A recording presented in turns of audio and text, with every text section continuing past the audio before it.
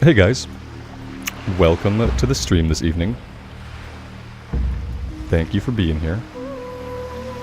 We are just going to pick up exactly right where we left off.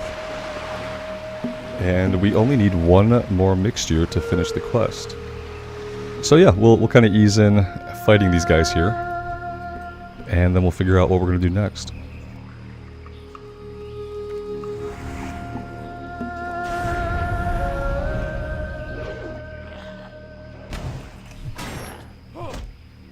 Balit, Mark Oz, welcome guys. Thank you for being here.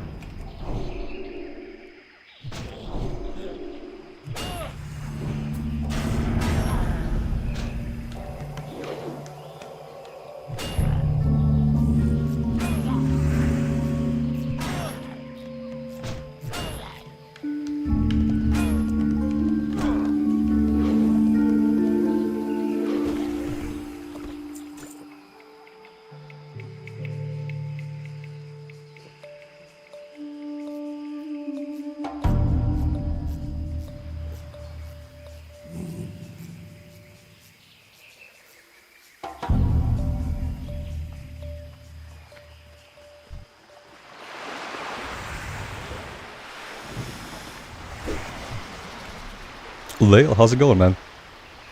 You been asking around about me? Like, if I'm alive? Type of thing, or...?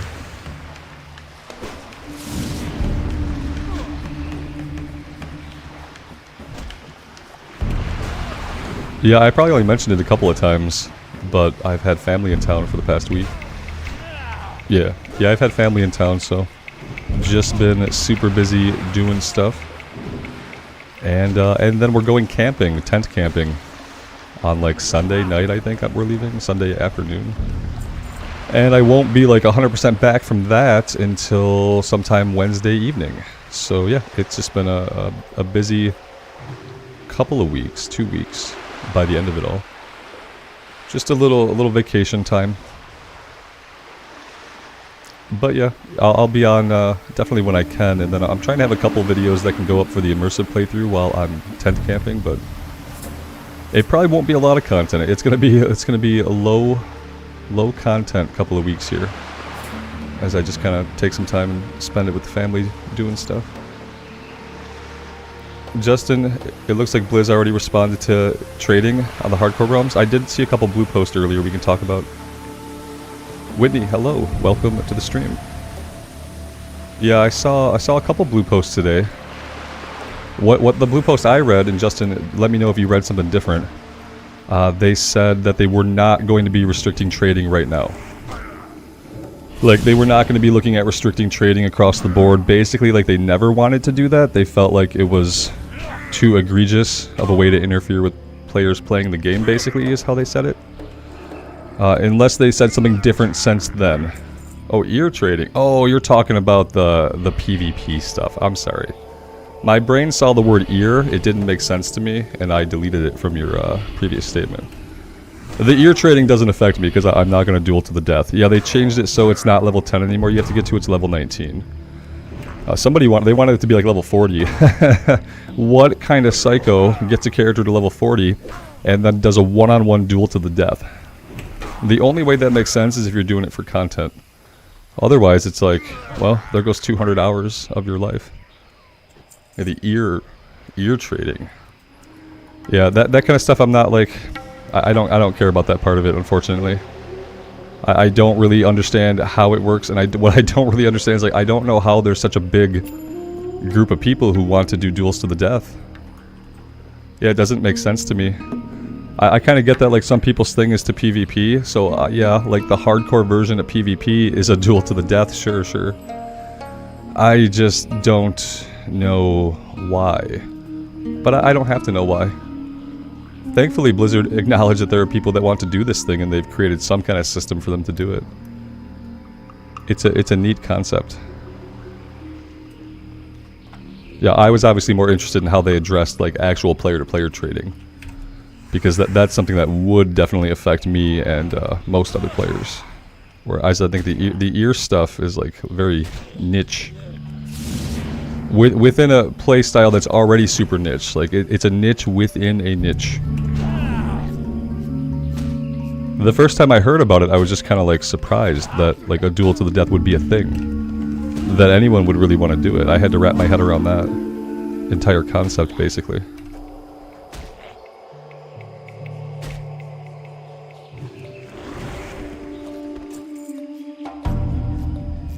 Yeah, they talked about normal trading and how they were not going to be restricting trading at all, and how they didn't have any plans to ever really restrict trading to everybody. And what they recommended was that people who still want those restrictions in place, like if you still want to have no trading, that you play with the add-on. That was basically what the blue post said. Mr. Eon X, thank you for being here, man.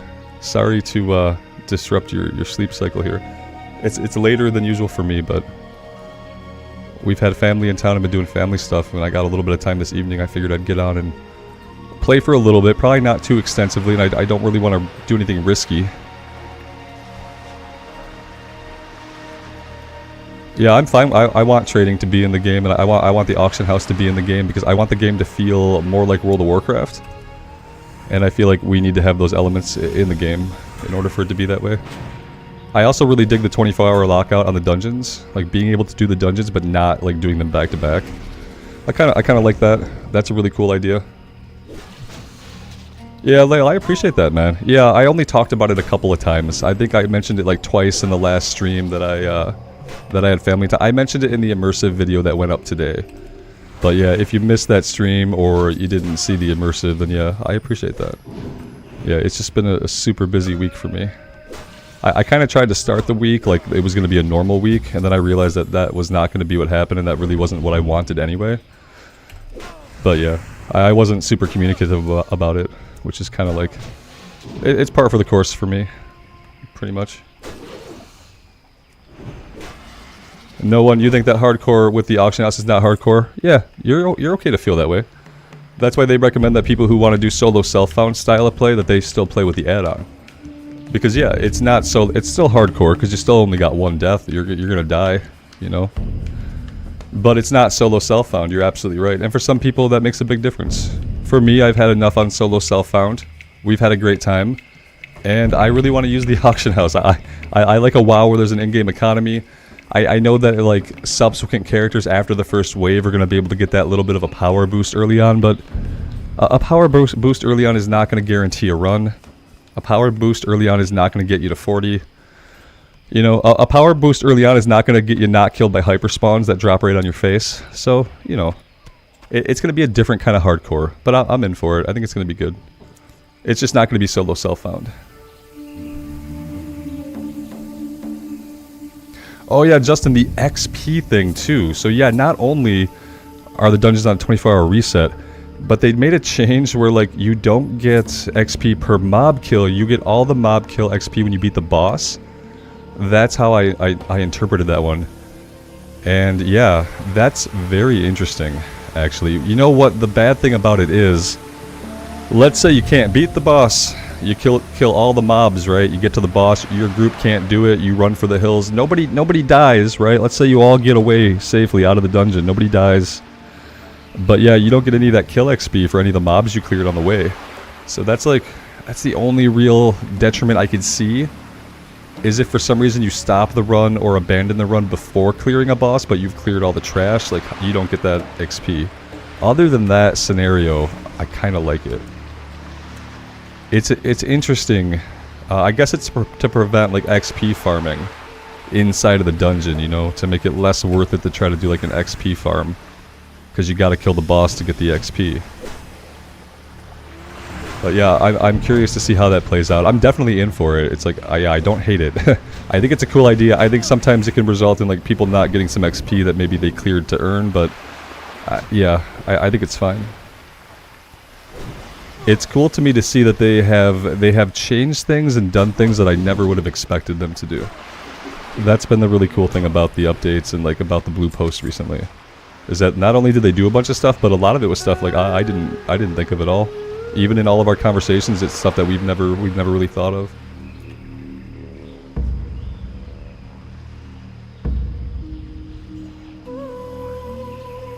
The leash range, yeah, the leash range thing, and the thing is, they kind of asked for feedback on that in a way. They were like, it's currently set to 500 yards, but made it sound like they're opened up to like changing it. I'm assuming making it shorter would be the change.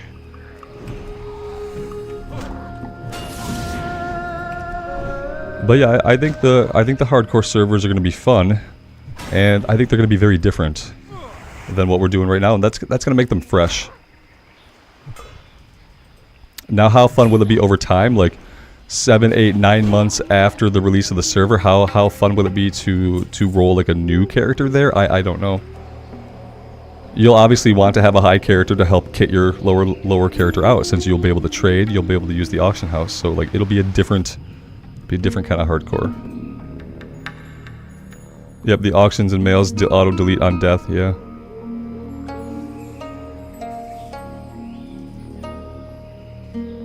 A lot of cool stuff. I really do. I appreciate that they're continuing to give Blue Post and kind of update like some different things, things they didn't address in the big post they put out. Like they didn't talk about trading, they didn't talk about the auction house. So it's really nice to see the Blue Post talking about that stuff and actually being communicative. It isn't always that way with Blizzard, at least it hasn't been in the past.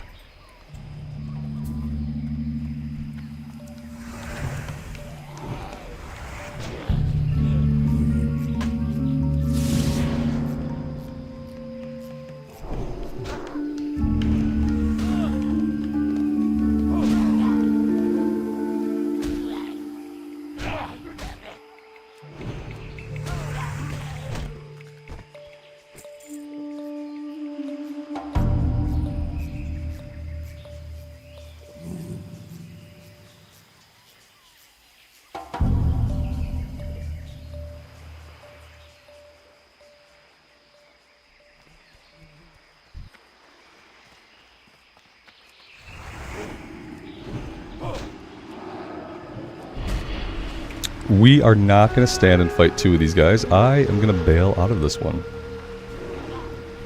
And we probably want to think about just hearthing back to Booty Bay and getting our quest turned in, since we really don't need to be here, and I don't feel like this is an awesome farm spot. These guys are a little bit too dangerous to be a farming spot, so I am going to hearth out. Let's double check. Yeah, we are good. Dragon's Bane, welcome to the stream, man. Thanks for being here.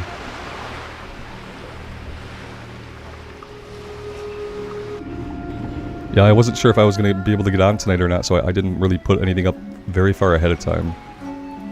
So thank you guys for seeing the stream and for clicking on it and showing up. I really appreciate it. Glad I could help. What's up? What is this? Bring the Fool's Stout back to the Shimmering Flats. Okay. Keep it real.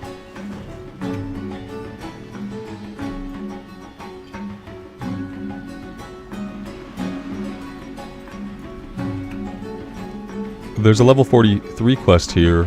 Akira's by the bundle. We should be able to do that. That's a Naga kill quest, isn't it?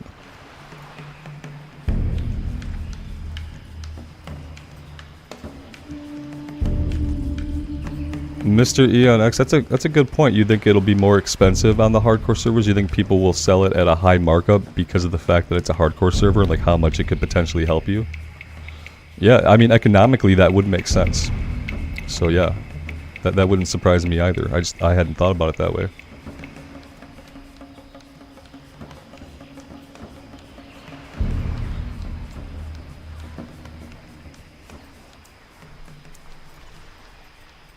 Alright, let's grab this one. We may be able to work on this, actually. Can I help you? For the Alliance.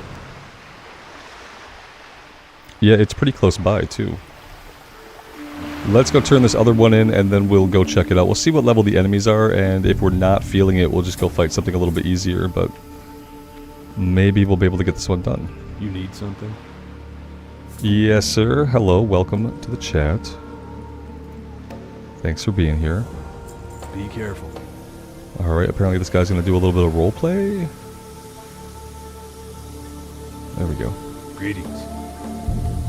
Bring Mari's key. Is Mari an elite? See you around. Mari is definitely an elite. Okay, we're not going to be doing that one. Let's just drop it.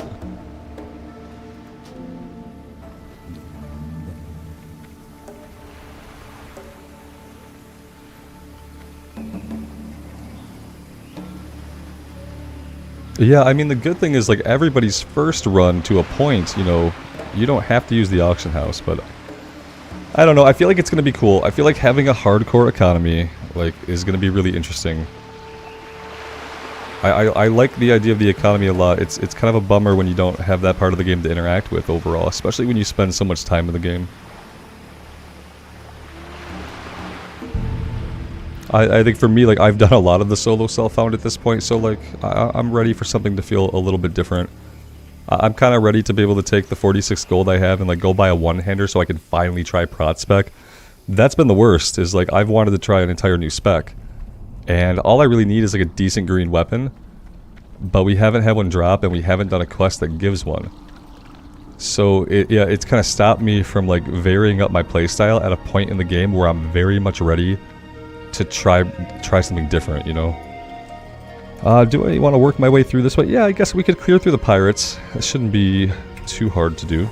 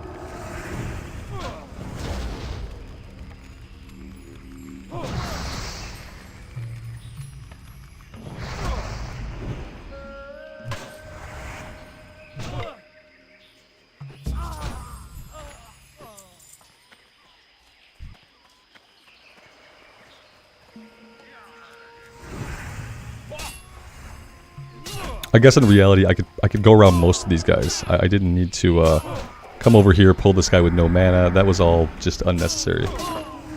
We're gonna have to go slow tonight. I don't have a lot of reflexes after taking basically a day off. I'm gonna have to go a little bit slower, so stuff like this doesn't happen as much. Let's see, this guy will eventually get bored. He'll probably run over to us. Will he aggro this other guy in the meantime? It doesn't look like it. Yeah, it looks like we're good over here.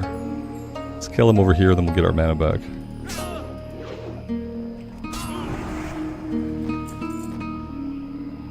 Ivan, good evening, man. Welcome to the stream. Thanks for being here.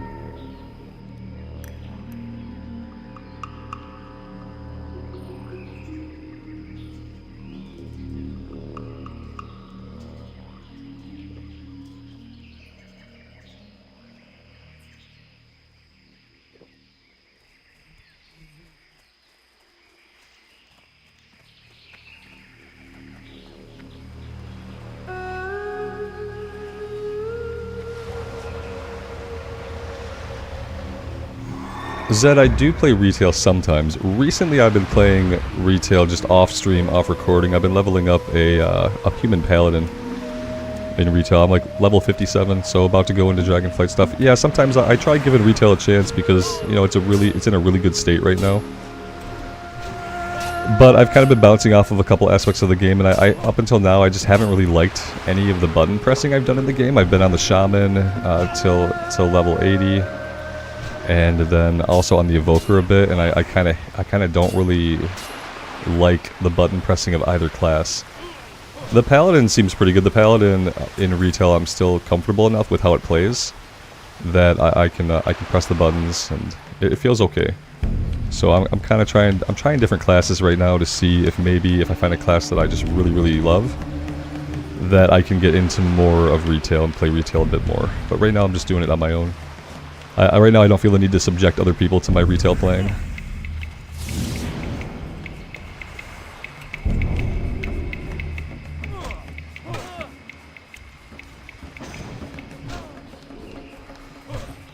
Tommy, do I have any tips for tanking dungeons? It depends on what version of the game you want tips on. Yeah, if you're talking about classic, I would say go slow. Make sure you have like a way to pull at range. Be a little bit communicative with your group if it's necessary. But yeah, mainly just going slow.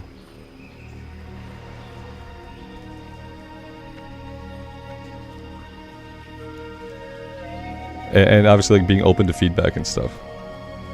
Because people might have like a good ways to pull certain rooms and stuff like that. So people might say like, hey, you know, you should pull this room this way, pull this room that way, and just like being receptive to that kind of guidance.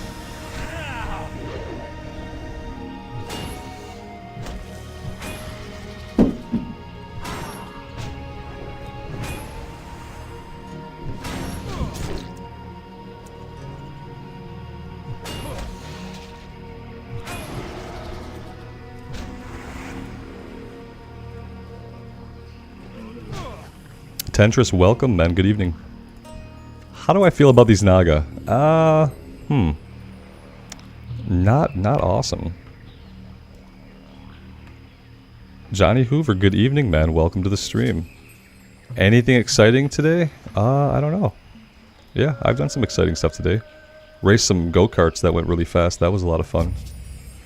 By really fast, like I don't know how fast we were actually going, but you know, when you're low to the ground in a go-kart, like everything feels pretty fast. As far as like WoW news, they had a couple of blue posts kind of explaining trading and how that's going to work in the hardcore realm. So we've had a couple of clarifications on some things. That hasn't really been exciting, but it's been a nice to hear.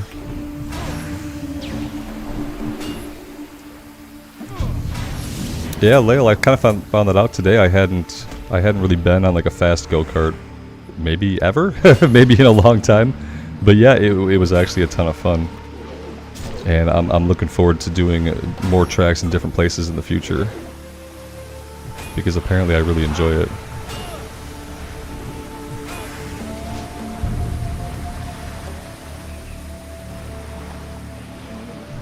Yeah, Johnny, I think WoW had links to the blue post. One of them was talking about trading and how they're not planning to restrict trading. And the other was talking about the PvP duel to the death thing, which I personally am not interested in, but they did do some clarifications about the dueling to the death and the ears.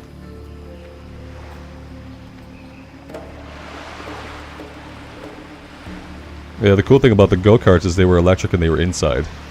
Yeah, we have not been going outside either because the air quality here in Michigan's been super bad. We're being affected by the forest fires from Canada. So the air quality's been a no-go, a no-go outside for like the past 3 or 4 days. It's been pretty crappy.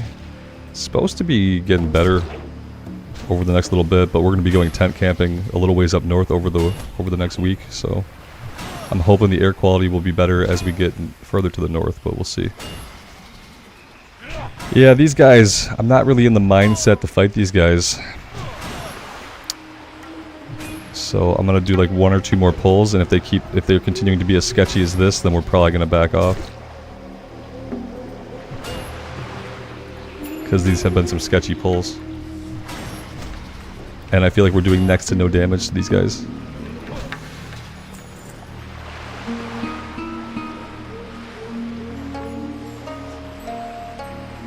Caleb 275. Yeah, that's worse than it's been here. Lee, do I like Detroit? I live about 40 minutes away from Detroit, and I don't go there a lot because I don't like it, no. I lived in downtown Kansas City, Missouri, and that was an awesome city to live in. But yeah, I don't live near Detroit or go to Detroit, so. The last time we went to Detroit was for a Pistons game, so yeah. Every once in a while we'll go down there. But it's not really a place to spend time. Not for me, at least.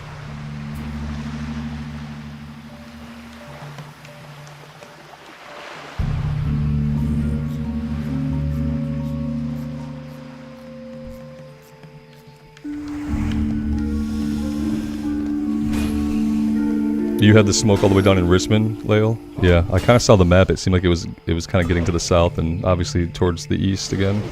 I think New York was bad again today. But Caleb, I was born in Michigan and we lived in Missouri for 8 years for work, and then came back after the pandemic to Michigan for personal reasons.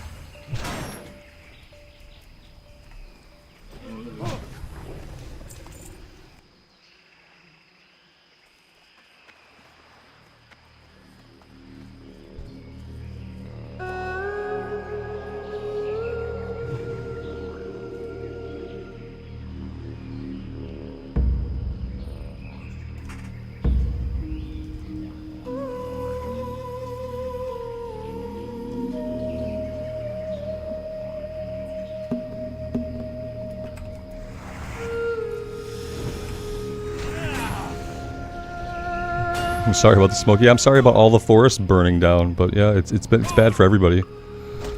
It's bad everywhere.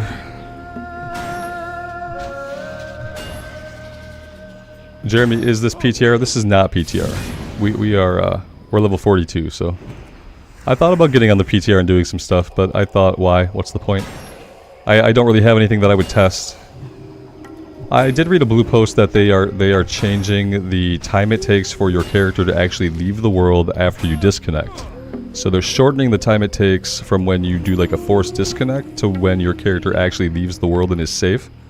So I did kind of want to test maybe like, is there a situation now where I could force disconnect in combat that's going to kill me but not die? So I did kind of want to test that because, you know, if I can get down to a third of my health, realize, shit, this enemy's gonna kill me, and then Alt F4, and then be safe, you know, that's not good. So I kind of wanted to maybe test that, but that was really the only thing that I thought maybe I'd like to test on the PTR. And I didn't feel like doing it today.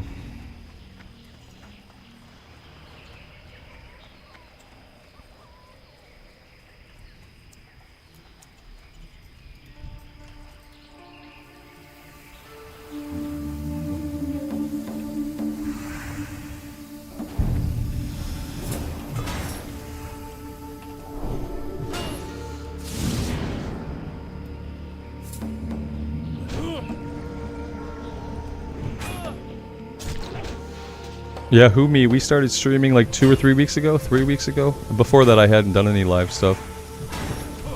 It had always been a thing I considered, but yeah, for a long time I wasn't sure if I would ever live stream if I wanted to do that or not. I kind of went back and forth with it for a long time, but ended up having a lot of fun with it once I pulled the trigger on it.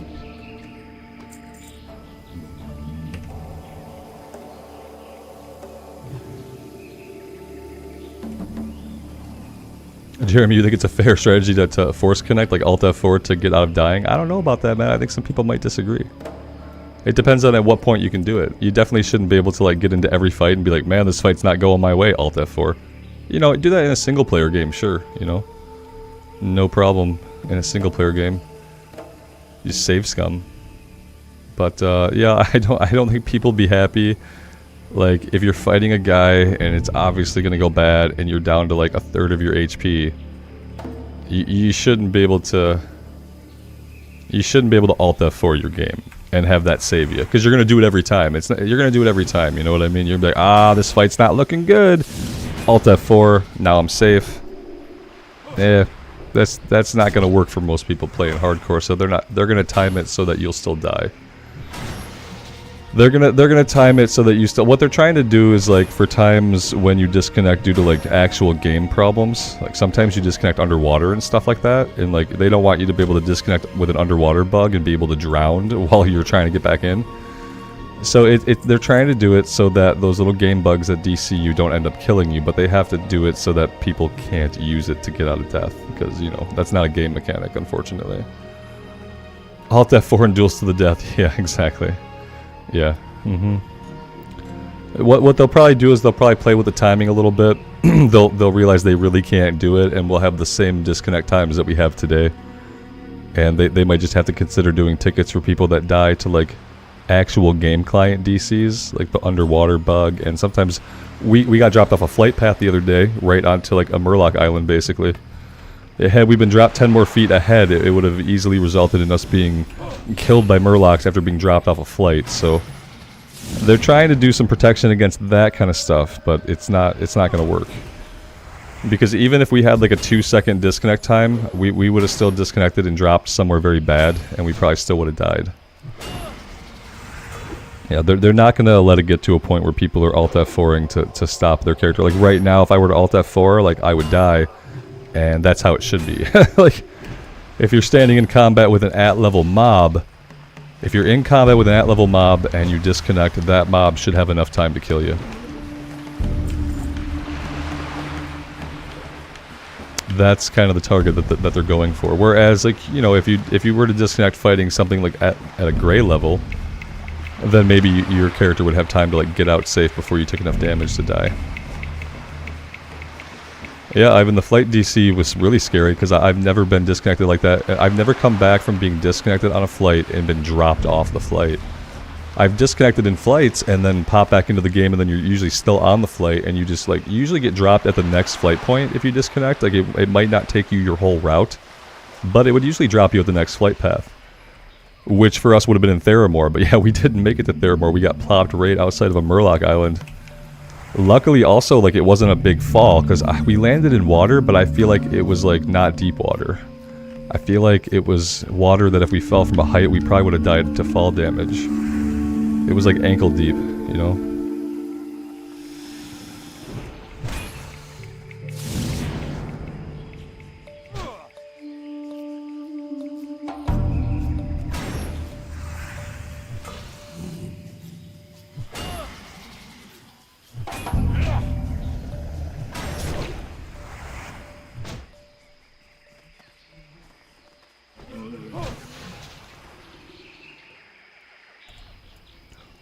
Ivan, I did lose health on the fall?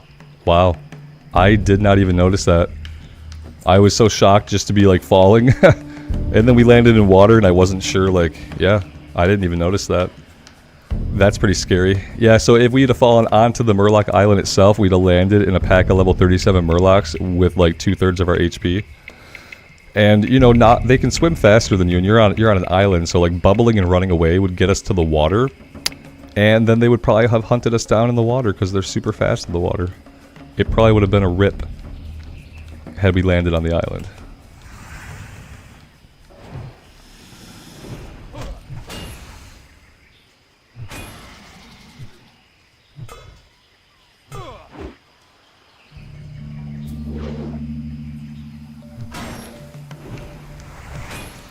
Any plans to avoid flight points now? No, you know, that never even occurred to me though. It seemed like a pretty big fluke. I mean, we're not even sure like why, what caused it. I've never had it happen before, so I can't really anticipate it ever happening to me again. But yeah, if it became something where it was happening like once a week, then I would start to question, you know, are flight points even safe? But you know, once in 20 years is a pretty decent ratio to encounter a bug. So, I'm kind of okay with it.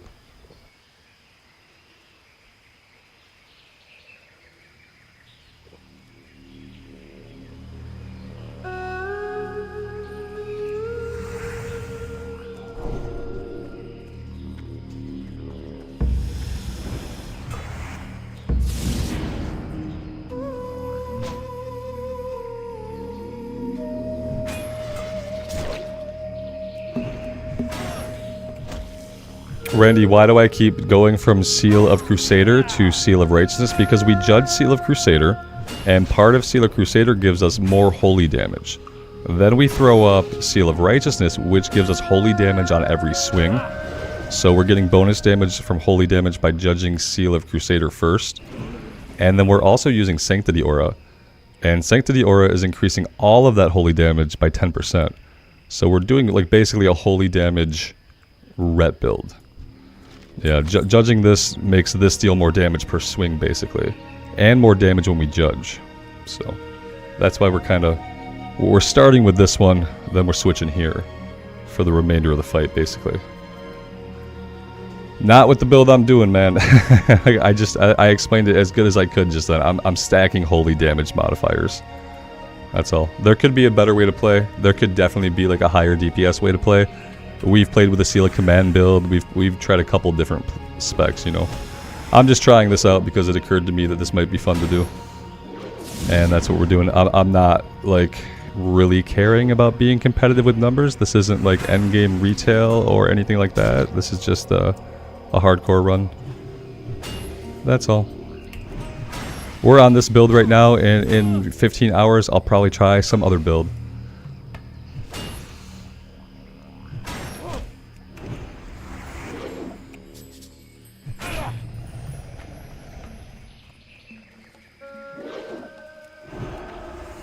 I know like how a lot of people like to play games is they like to go on the internet and they like to look up the best way to play the game. You know, they want to say like, how can I deal the most damage on a Ret Pally in Classic WoW? and they look at a few things, and then they decide what they want to do. And like I totally respect that. What I like to do in games, I like to read the abilities, and I like to think, huh, what could I try? What seems like it would go well together? And that's kind of the approach that I take.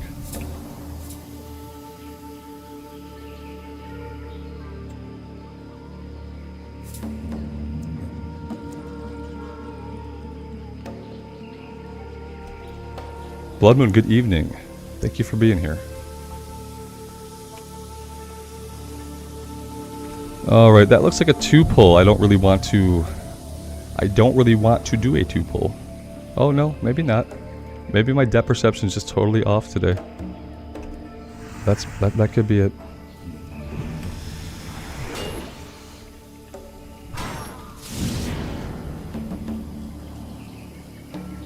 Fatty, good evening, man. Thanks for being here.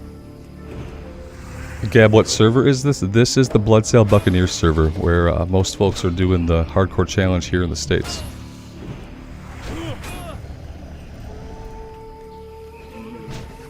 Yeah, I have that approach to gaming because I'm so old.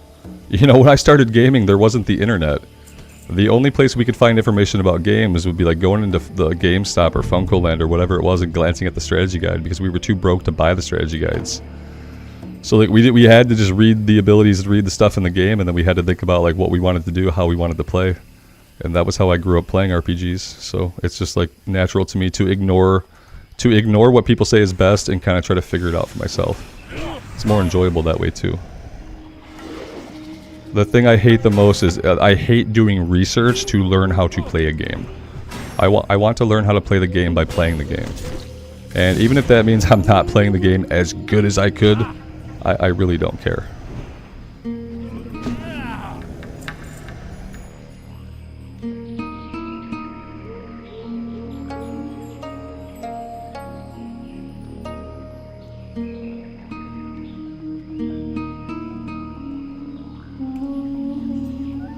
Yeah, Johnny, I think Whitemane is like the big classic era kind of place to be. That being said, it's a PvP server, so I play on Mancrick, which probably is not quite as busy.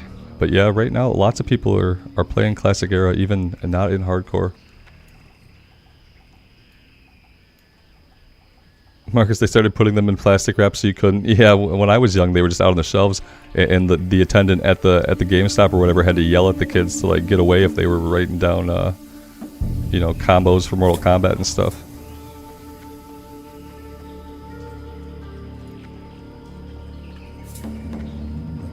I'm not gonna fight my way back into their little area here. It seems like super sketchy. We have 4 out of 10 of the items, which tells me the drop rate isn't super good, but yeah, we would probably be able to work on this one. If I stay down here on the ramps and we don't go into that area back by the ruins, then we should be okay. Yeah, Mancrick's always been good for me. It's like it's got enough people that it's busy. It's never really like super empty. Even the Night Elf area isn't ever like super empty. There's always somebody around.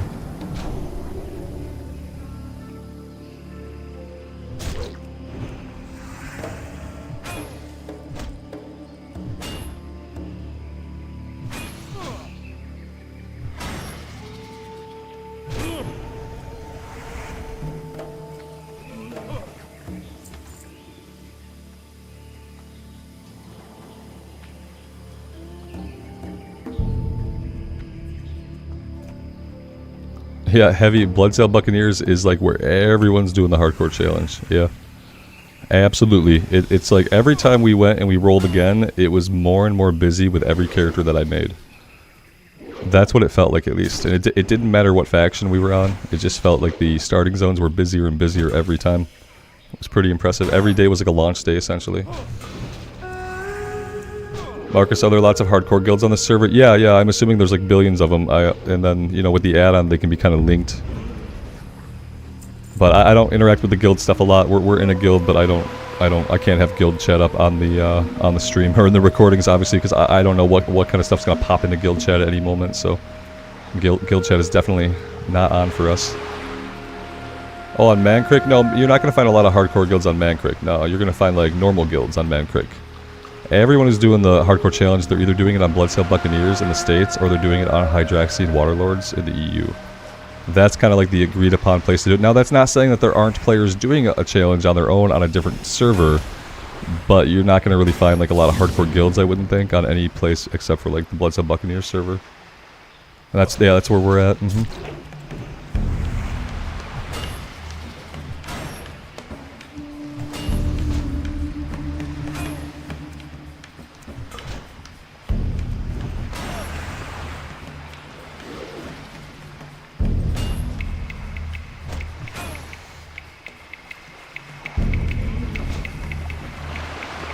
Dragonsman, you're talking about me in the guild? Awesome, man.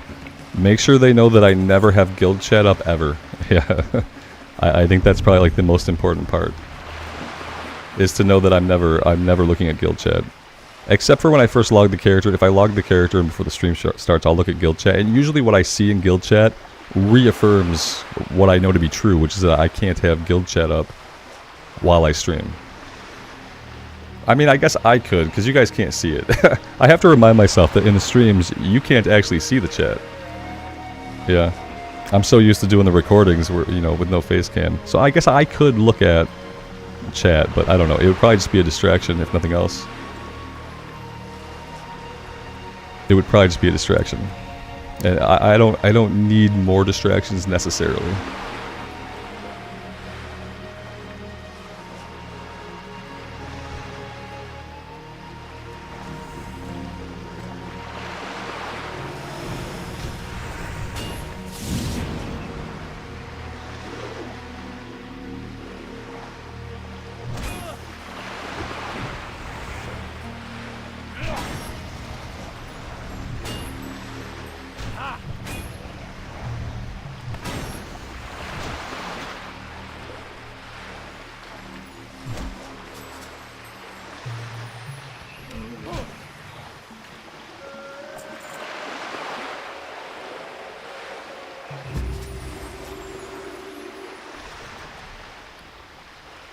We didn't stock up with water before we left town. I don't think I really emptied the bags very well. Oh, you know what? We're filling up on these clams. I can just open these.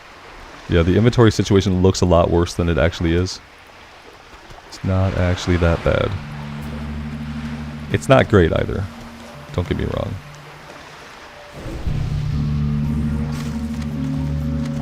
That's about all we can do.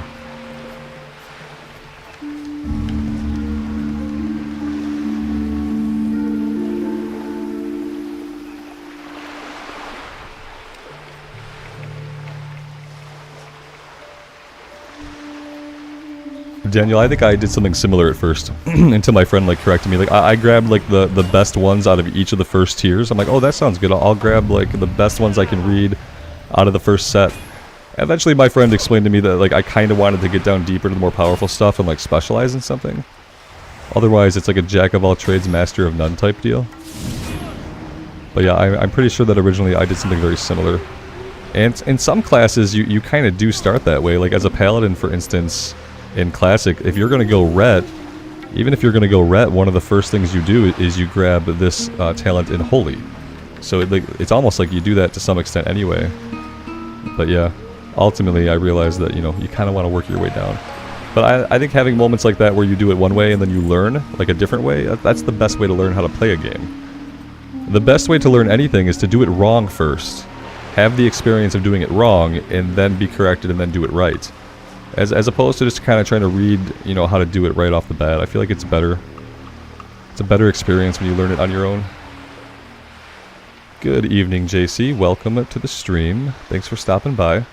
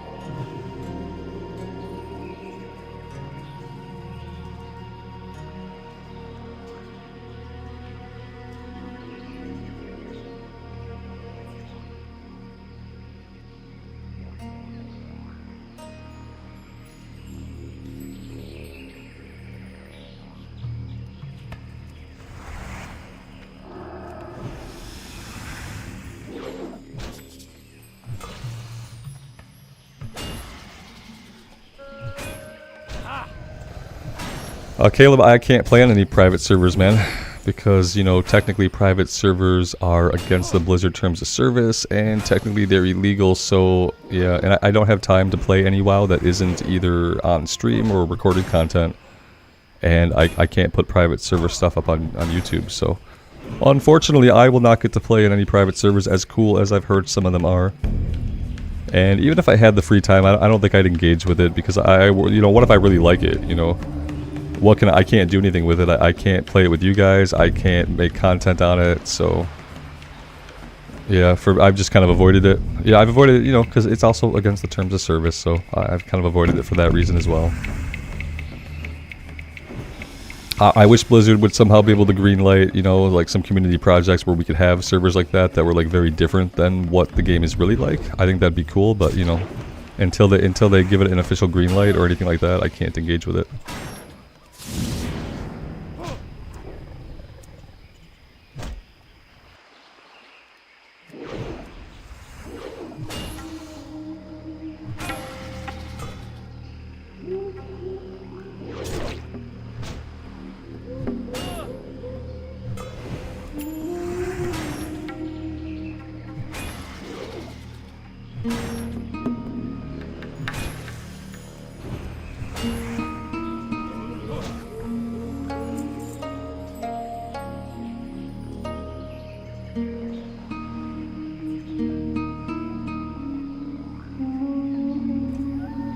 Loris, one question you posed yourself: why do I stream classic content? Because I love classic, because I've been making recorded content for classic for the past 4 years, and my audience seems to like it, and I really enjoy streaming it. So yeah, the same reason I do anything that I do, because I really enjoy it, I guess. What is my grind there? I'm not grinding, so I don't know. I'm just having a good time. Jay, welcome to the stream. Thank you for being here. I appreciate it.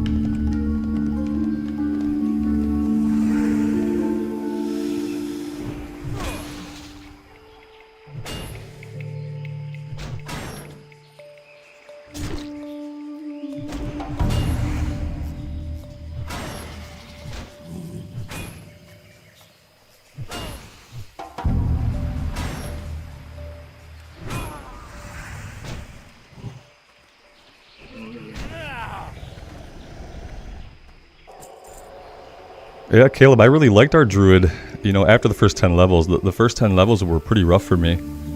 But after we got bear for him, yeah, it was a blast. I got him killed by having a camera that was too close zoomed in, and 5 guys spawned behind us, and I didn't see them in time enough to flee.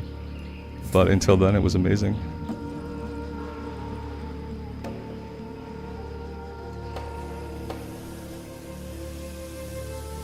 Valterford, do I prefer classic or actual WoW? You mean like, do I prefer classic or retail WoW? I prefer classic right now, yeah. That's probably pretty clear by like the kind of content that's on my channel. But yeah.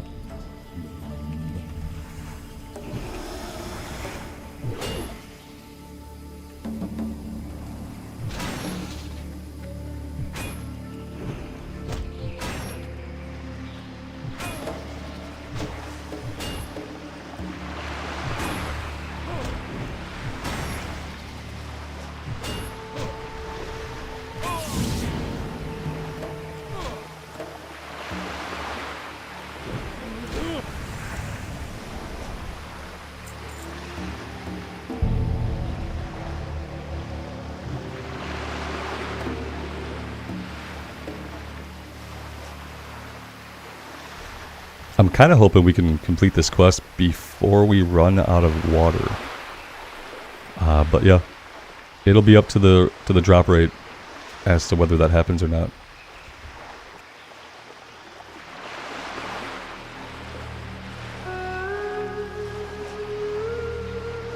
This is the same kind of view distance that I have outside right now, but instead of it being like, you know, actual fog, it's just smoke. But this is basically what it looks like. That's my view distance. Classic WoW era view distance in real life.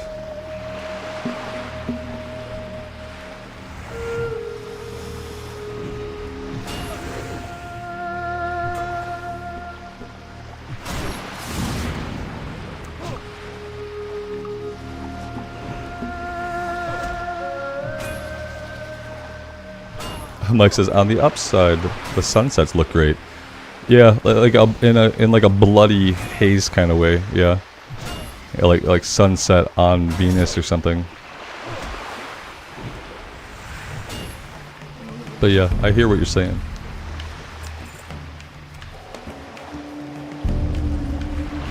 Yeah, JC, we have it. We've had it for a few days now. It's gotten a little bit better today than it was. It was pretty bad for a while. And, you know, today it's just, like, less bad, but still really bad. It's, like, degrees of horrible. It's like, how do you gauge it? It's either really, really horrible or just pretty horrible.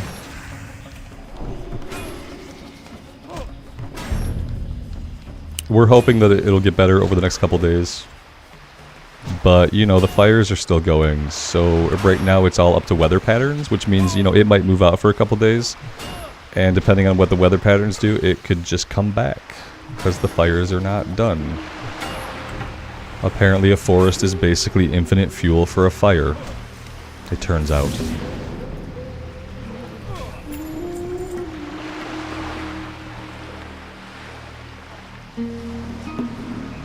Yep, same here. They keep every day they extend it to the next day. You know, they don't want to tell you, hey, you're going to live with this for a long time. So instead, they make it for 24 hours, and then at the end of the 24 hours, they extend it for another 24 hours. And they've been doing that for 4 days now. Today, we've been, like, a little bit lower than the previous days. But, you know, we'll see what it's like tomorrow. Yeah, it's really awful. The whole thing is awful. Is any of it avoidable? It doesn't really seem like it.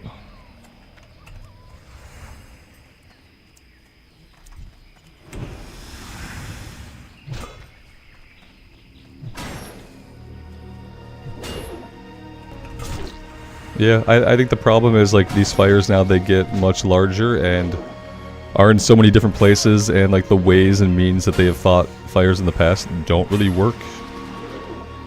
And we don't have, like, newer, different ways of taking care of it yet. You'd think that eventually we're going to have to come up with, like, different ways to deal with it than whatever we've been doing up to this point, but it probably takes time and science, I guess. Time and science, maybe. I don't know. It's crazy. We can do so many things, but we are definitely just at the mercy of the shit that happens on the planet. It's kind of like, it's a pretty big wake-up call. Like, we get to live here, but by no means do we have direct control over anything that happens.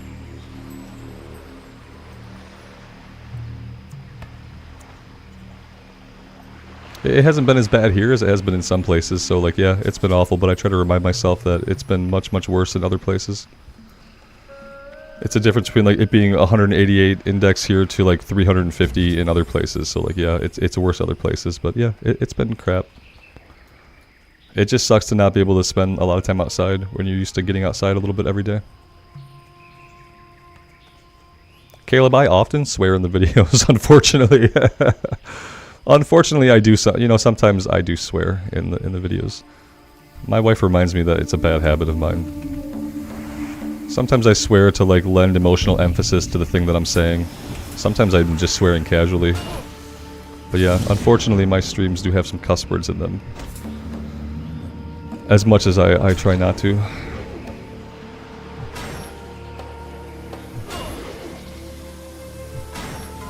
I try to at least swear in a relaxed way.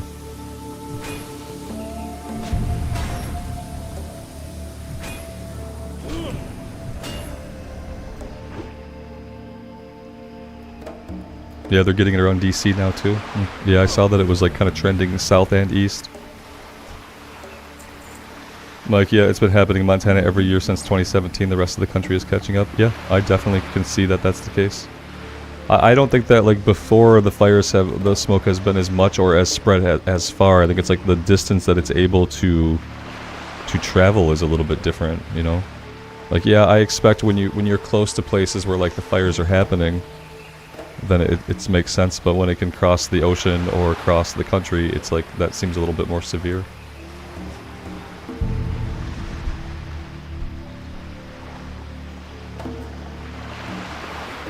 Mr. EonX, the drop rate is the drop rate that wants me to be farming on these guys all night. If they were a little bit safer than they are, I wouldn't mind that. You know, they're not too bad, but they do beat on us quite a bit more than I'm comfortable with today. But it looks like we're gonna finish the quest. That's kind of what I go for, Blood Moon. I'm glad it can sometimes be funny, yeah. I do sometimes hope that it adds some kind of levity, or especially depending on like what topic I'm going on about.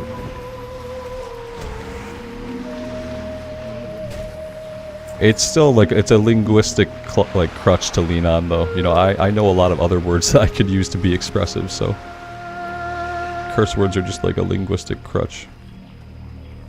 I should rise above them, but I probably won't.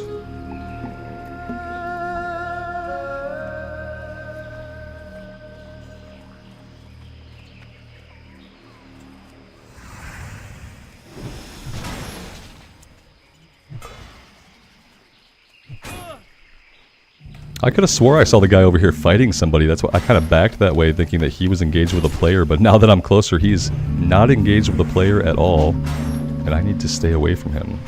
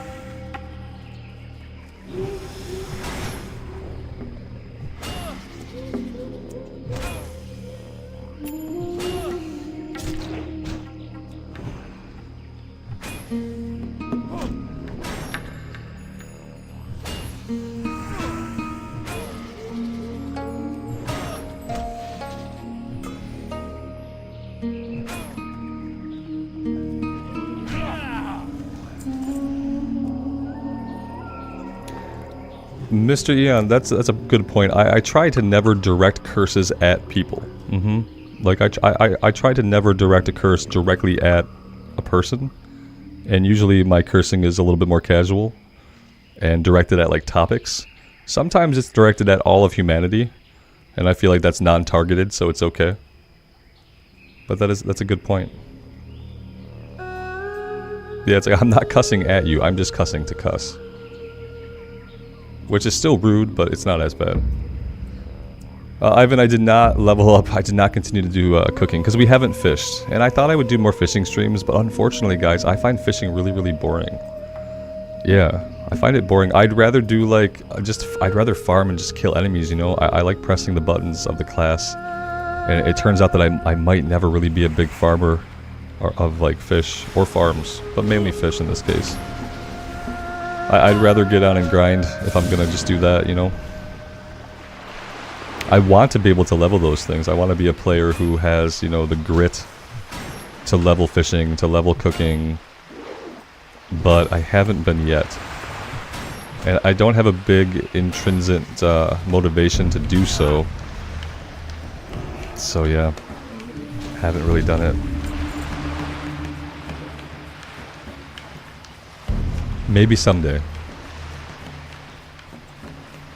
But that's like what you tell your kid when the answer is no, you know? Maybe someday. Weston, thanks for being here, man. I'm glad you're digging the Night Elf Priest. Yeah, those playthroughs are really, that's really fun for me too, because it's so different, obviously, than streaming. It's I get to talk less now in the immersives even. And for me, that's better, you know. I feel like it lets you get more immersed in it. I don't feel a need to talk as much, because we get to talk so much here. So I've been enjoying that one. I haven't been super consistent with it because I've had family in town, and we're doing some tent camping over the next week. So after all the holiday stuff, I hope to get that series cranking out a little bit more consistently than it has been.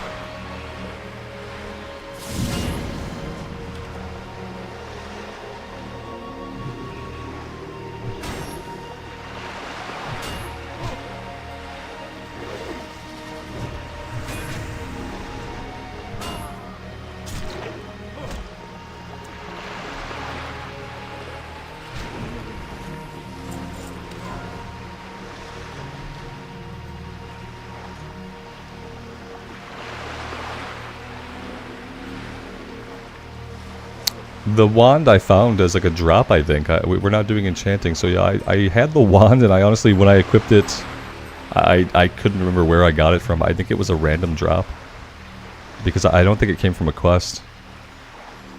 I almost like didn't equip it because I looted it off of something, and then I didn't equip it till the next time I recorded. But yeah, it wasn't from enchanting. We got herbalism and skinning. So, I think it was a random world drop.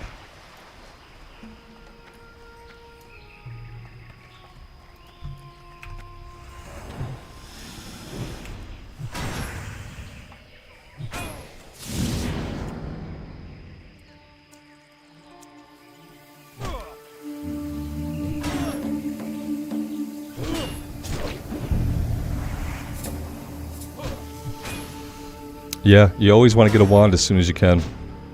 Sometimes the easiest way to do that is to level enchanting. Otherwise, yeah, it makes it a little bit harder when you don't have one.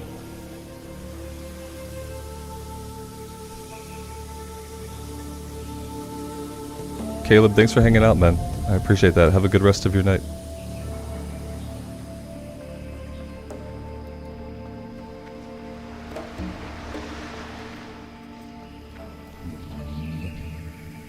Alright, we have actually gotten all the items we need. Yeah, let's go turn it in. Let's go turn it in. We don't need to grind on these guys, and we only have one water left.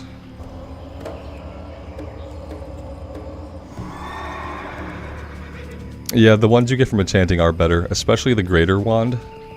The greater wand is good for a very, very long time. So, yeah, they're definitely very good. Like, especially if you're going to be like a warlock or something. I mean, any caster benefits from it. I feel like warlocks and priests benefit the most. For the immersive, I wasn't really as concerned about being super efficient in that way. I'm surprised and happy that we got any wand, because I think we could have probably played many more levels and not had one yet. It's a really nice to have, so we can level it up early on.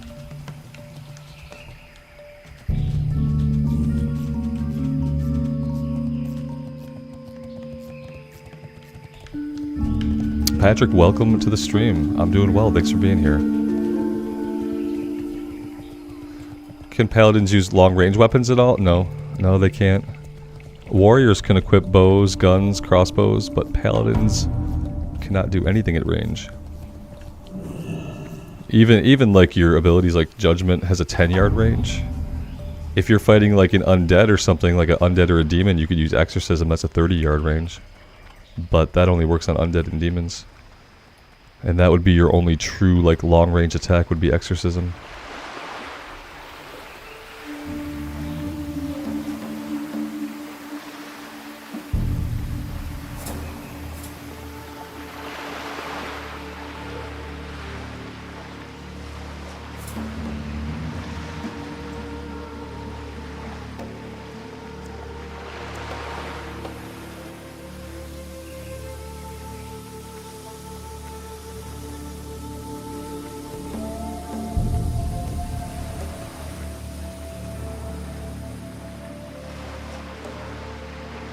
Hey there.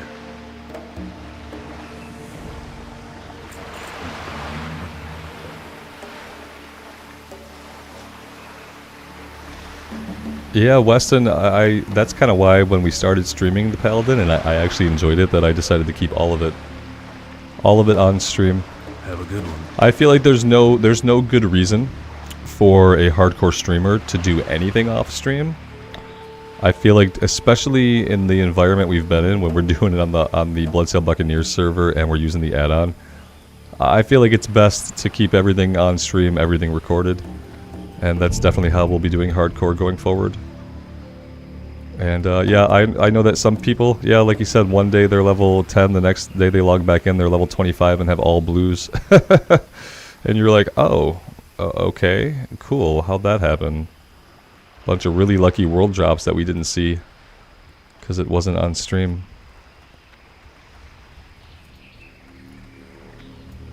Alright, so now I don't know really what we want to do. We could go find a place to farm here in Stranglethorn. Let's see. Singing blue crystals. That's the goblins, right? We could go check out the goblins. You know, the good thing about the goblin area is if those don't work out, there should be like wildlife to the west of them we can farm on for a bit instead. The goblins were kind of a pain. And I think we've only gotten like one level since the last time we tried them. But we can go back and see. Mr. Hassel, when is hardcore coming out? We don't know. They've given us a lot of details over the past couple days about how the server will function and what rules will be baked in and which will not be. But what they haven't given us is a release window, like a little, any smaller than summer. We know summer, yeah. It's gonna buy water. Oh, Corey, thank you. Thank you so much. Yeah, we have no water. It's one of those days. Yeah, I didn't play yesterday, and it's been a busy day. Yep. So I am a little bit out of it, which for me is bad because I'm typically out of it most of the time. So today is a special case. Yep, no release date yet, so maybe next week? They're doing PTR stuff now, so we should have a release date soon. I got what you need.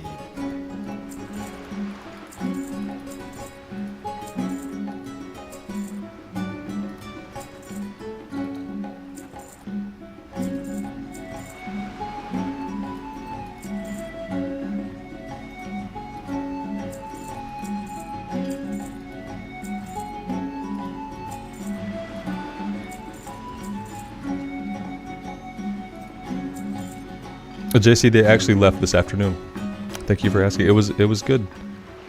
But yep, now in a couple days here, we're going to be going tent camping on Sunday afternoon, and that's going to go on until maybe Wednesday. It's going to kind of depend on the air quality, obviously. Right now, like the place we're going, the air quality is pretty good. It's good up there. It's a little ways up north from us. But, you know, anything could change with the weather patterns. So right now we're thinking Sunday to Wednesday, but yeah, it could change.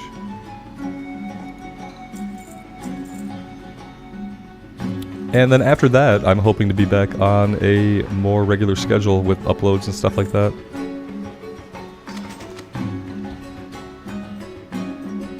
Glad I could help.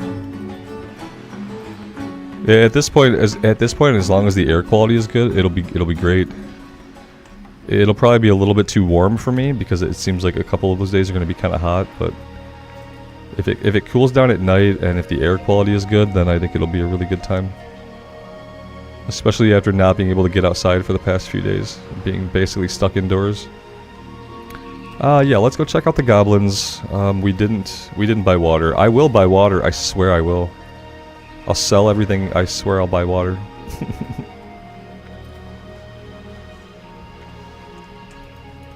Yeah. Yo. It's not really. I don't know if it's a break. It's like it's a vacation, but you know, the way my life is, I don't need a vacation. Because my life is pretty easy. There are definitely other people that need vacations, like... But yeah, it's definitely just the time we have to spend with family, which isn't often because we only get to see them a couple times a year.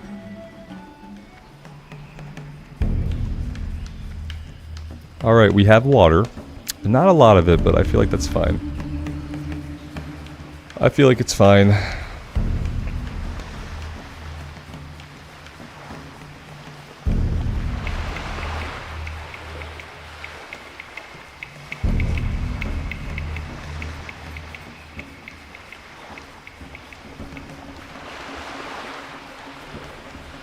Yeah, we rarely go camping, and we rarely go tent camping, and I have mixed feelings about tent camping. It's never super comfortable, you know. My only memories of it are just like sweating, waking up at 4:30 in the morning, not being able to get back to sleep because of all the birds and insects making noise, and then sweating some more.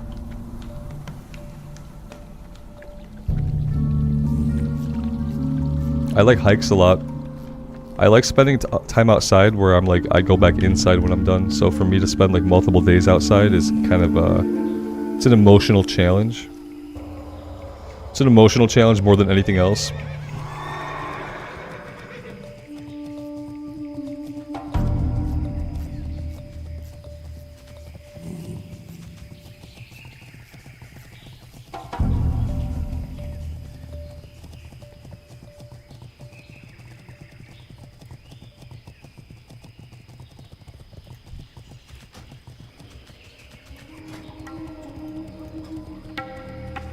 You see, we have a pending hardcore status.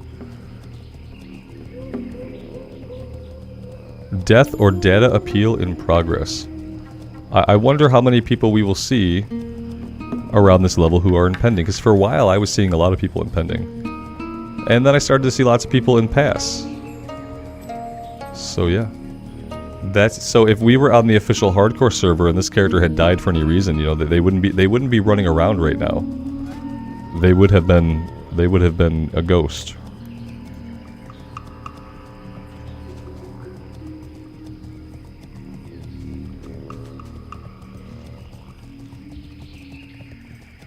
Mr. Ian, we have a big-ass tent, but we're going to be sharing it with an 8-year-old and a dog. So I don't really know how that's going to go. There's going to be plenty of space, but... To me, it doesn't really matter if the tent is big or the tent is small. The tent is still a tent. That's the only problem with the tent, is that it's a tent and not like a building. And so for me, like, what kind of tent it is, how big it is, how much space I have, none of that really matters. Because it's still not a permanent structure. And that's the only problem that I have with it.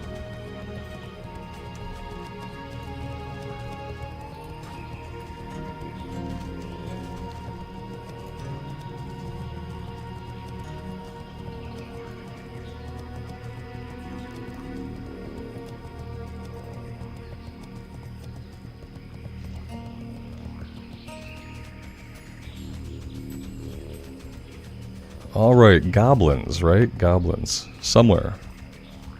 Somewhere there are goblins.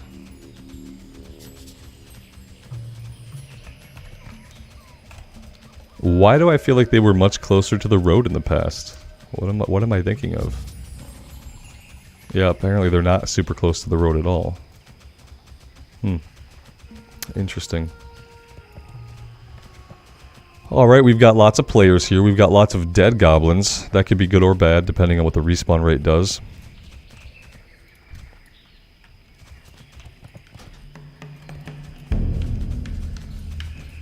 I don't know why I can't get back here. There we go.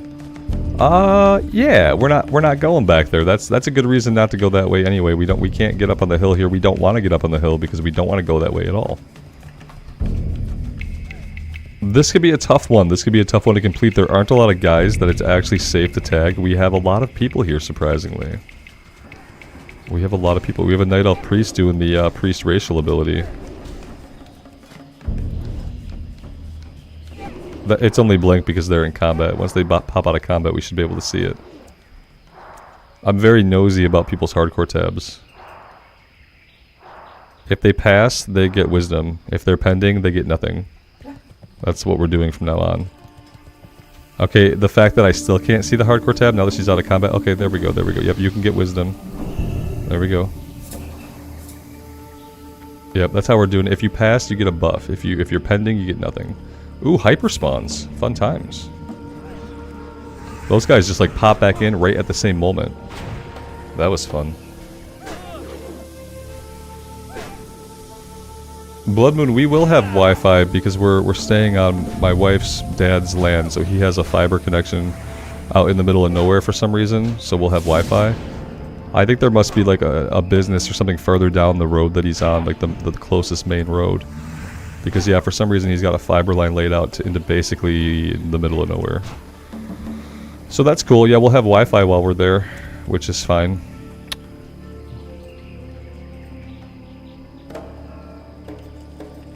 I can't loot this guy? Oh, almost. Yeah, this guy does not seem lootable from this direction. That's very awkward and unwelcome.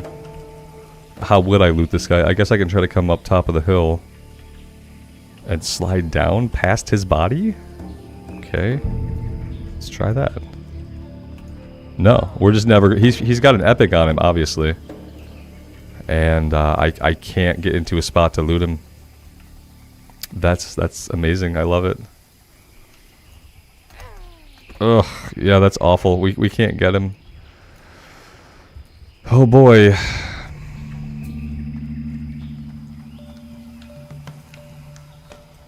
Yeah, that one was a big oof. We finally managed to tag a single goblin after 3 minutes, and we can't even loot him once we kill him. Of course it would go that way.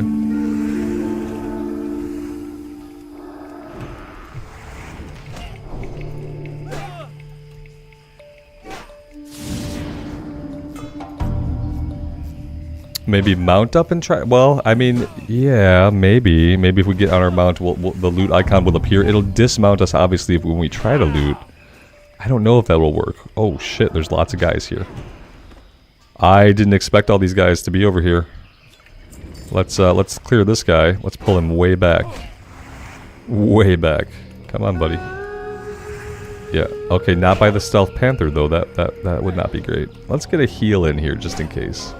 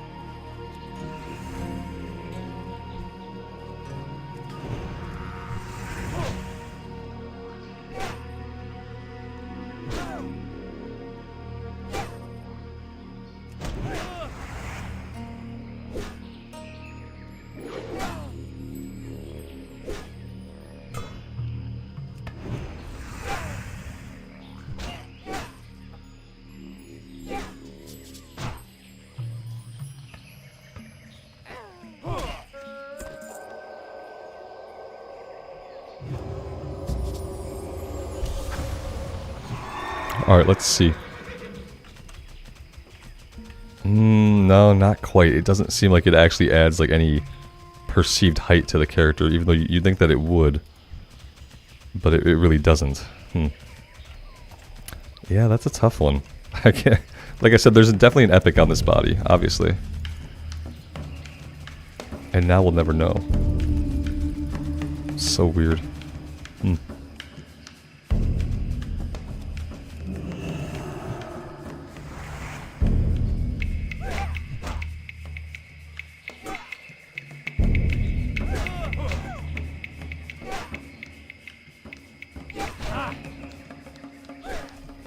Vince, are you pending, and why?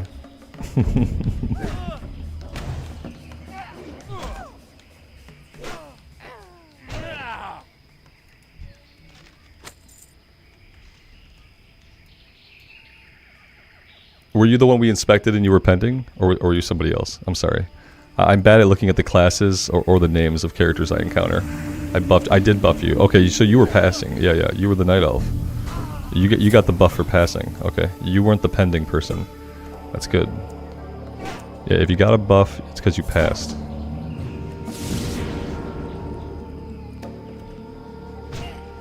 That's awesome, though.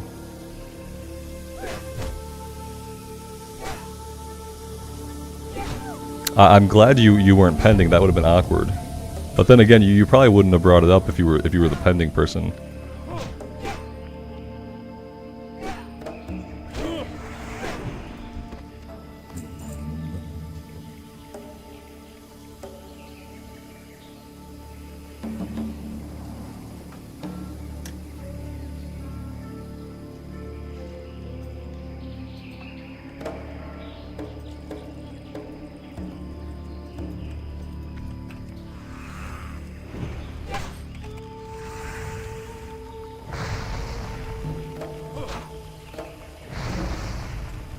Oh, this guy summoned a Reaper. Oh, they weren't all doing that.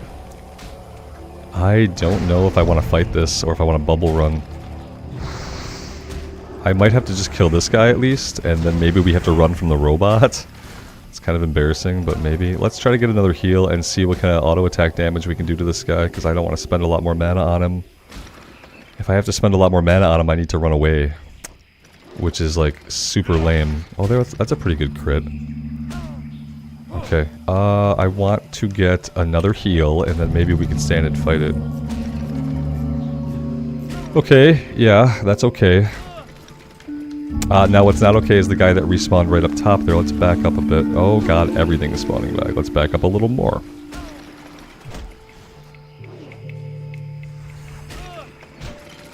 Now the robot at least should not run away because it's a robot, so... There we go. Yeah, that was not super fun. I really didn't appreciate when these two guys spawned right back in together. That was very unwelcome. Mr. Eon, have a good night, man. I appreciate you being here. Take care.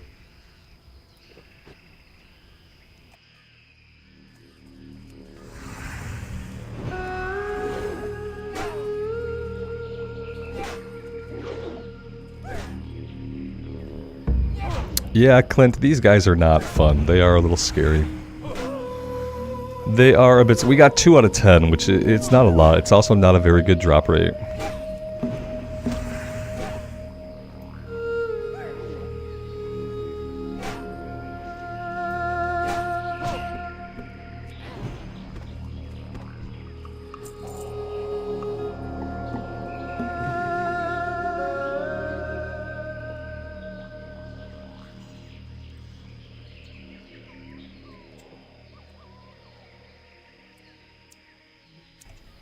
They absolutely blend in, even with the red names. You know, the red is so small, especially looking at the ones in the distance, that they can easily blend in.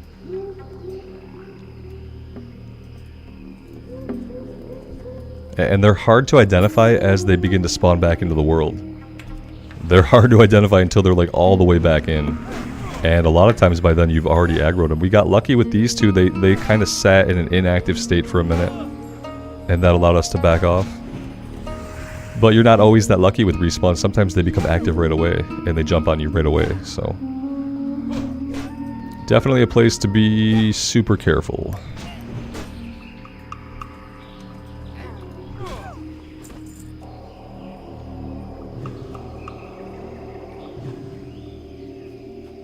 Ivan, we've already done a little bit of stuff in Tannerus. We did the Waste Wander Water Pouch quest and the first Waste Wanderer kill quest.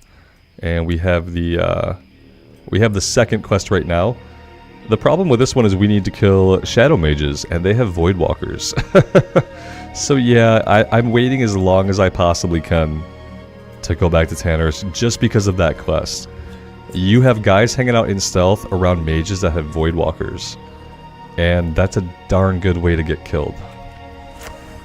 Oh, we got a patrol here. I almost didn't see the patrol. I was so focused on this guy.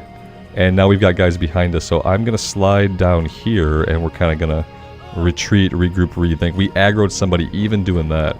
We aggroed 2 things doing that. Let's just run for it. We'll reset them. Thankfully, we have a clear way out here.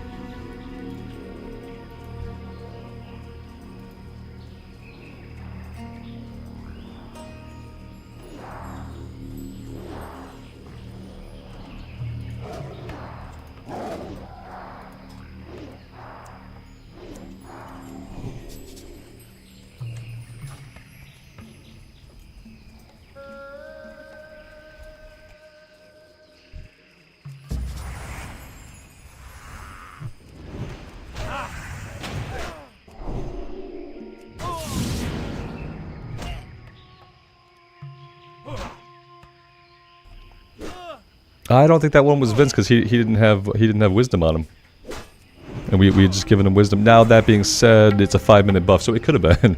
I'm never gonna remember character names. Was it you? Now I might remember it. Yeah. I don't think there'd be a lot of Blood Elves, but I forgot that it was a 5-minute buff. I kind of expected to still see it up on you, but it wouldn't have been. It's not a 10-minute or a 30-minute.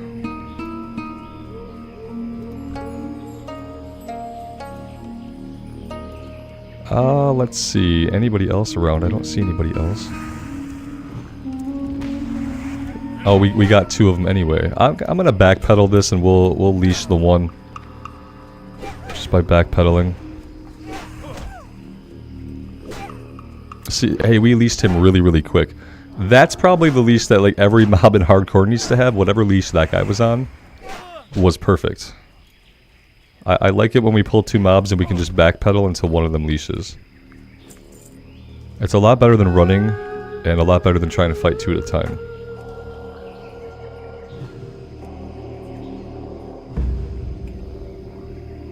Bilko, I appreciate that, man. Thanks for being here. What do I make of the hardcore PTR? I haven't played any on the PTR, but if we're talking about like the hardcore rule set and all the things they've talked about how the server is going to run and stuff like that, I like everything that I've read so far. I read the blue post today even about how they're not planning to restrict trading at all, and I feel like that's the right move. Yeah, I'm excited to see a hardcore where we get access to the auction house and where we get access to trading. I'm really interested in being able to run the dungeons more than one time. And being able to group up for elite quests out in the world is going to be super awesome. So yeah, I think that it's great. Now I haven't played on the PTR at all to test anything, but just looking at what they've said, if it works the way they say, then I'm in.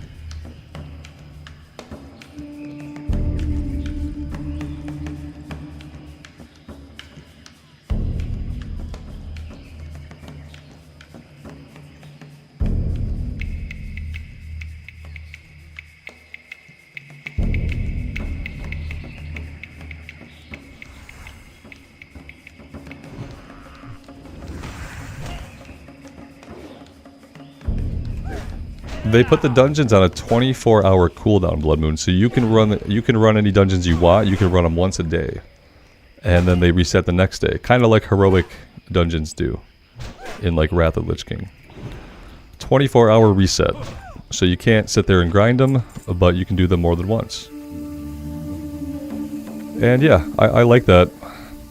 That will get me to actually engage with dungeons, knowing that if I don't get the item the first time, that there's a chance I can get it next time. Makes it a lot more appealing to even engage with it.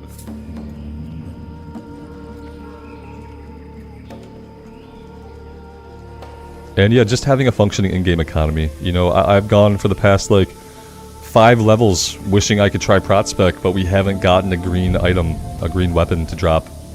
And we had enough money that if we could use the auction house, we can go buy something. And so yeah, for me right now, like not having the auction house and stuff like that, and not being able to run dungeons multiple times is kind of limiting what I would do with my character. And I'm ready for that to be opened up a bit more in the future. It's going to be good. It's going to be fresh.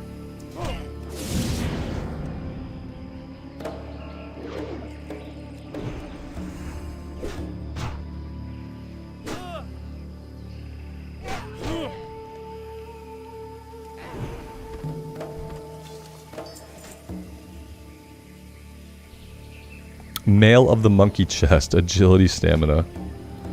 Yep, that's not what we need. Ugh, I mean we have level 28. 8 Spirit, 7 Strength. Man, the stamina might be better on this piece. I don't know, like Agility doesn't get us a lot, but it's stamina, it's a lot more. How much HP would we gain? We've got 2012 right now. 2012. And now we have 2122. It's a sizable amount of stamina. It's a little bit more armor. I doubt it's going to affect us that much, but we'll wear it for a bit and see. Ooh, we are stuck on a tree. There we go.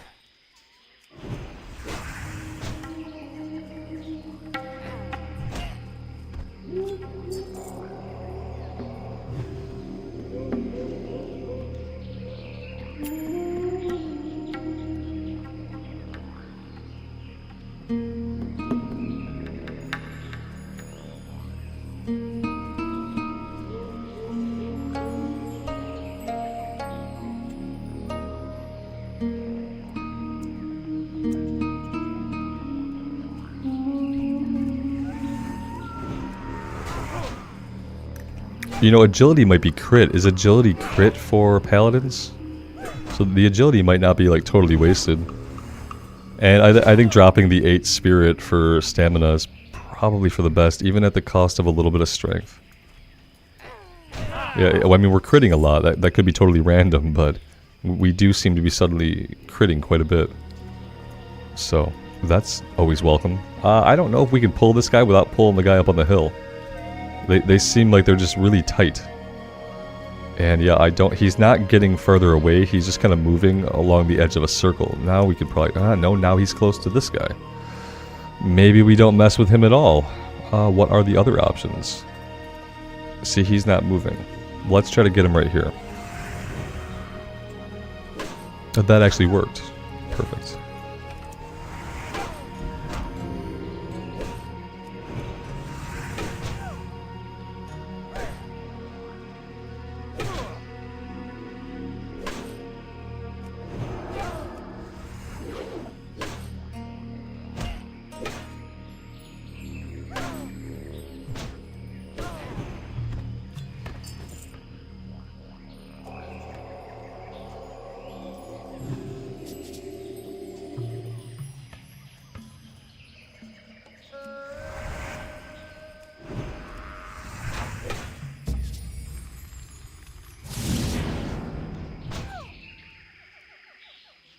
Okay, it's the Tinkerers, right? The Tinkerers are going to try to summon the Harvest Watcher. Yeah, there he is. Okay, so Tinkerers. Avoid Tinkerers if we can. Because, yeah, the Tinkerers are the problem here. I see how it is now. Now we are going to fight this guy. Do we have any potions at all? We have a mana pot. That's awesome. Let's use that. Let's get a heal in really quick. And then we should be fine.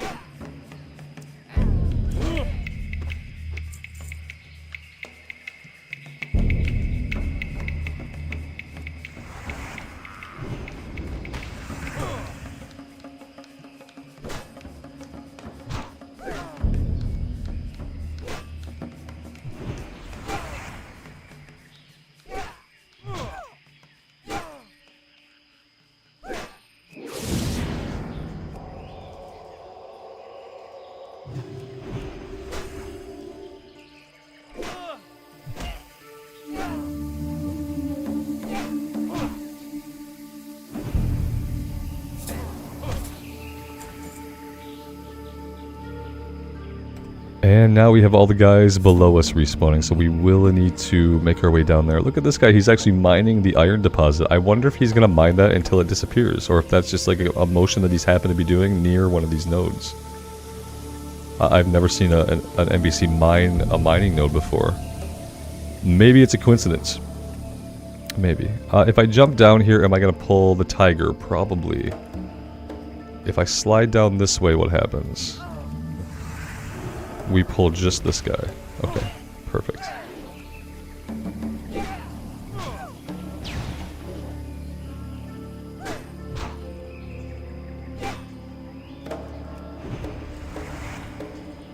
Ivan asked, do I think I should be taking more breaks during streams? I see you play for 4 or 5 hours. How do you feel after I finish streaming?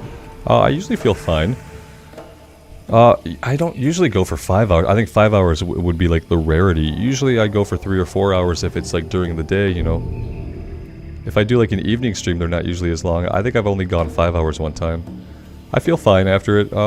You know, the last profession that I had was teaching classes for half the year. And so I would definitely spend, you know, 7, 8 hours a day standing in front of people. Obviously there were breaks and stuff. But that was much more physically and mentally demanding than sitting in a chair playing a video game and talking to you guys. So I think it's like that past experience of being in like a facilitation situation that like was in person and went on for a long time. And you know, obviously different when you're like teaching people how to do a job as opposed to playing a game with people hanging out in chat. So for me, it's not that bad to go for like 3 hours, 4 hours.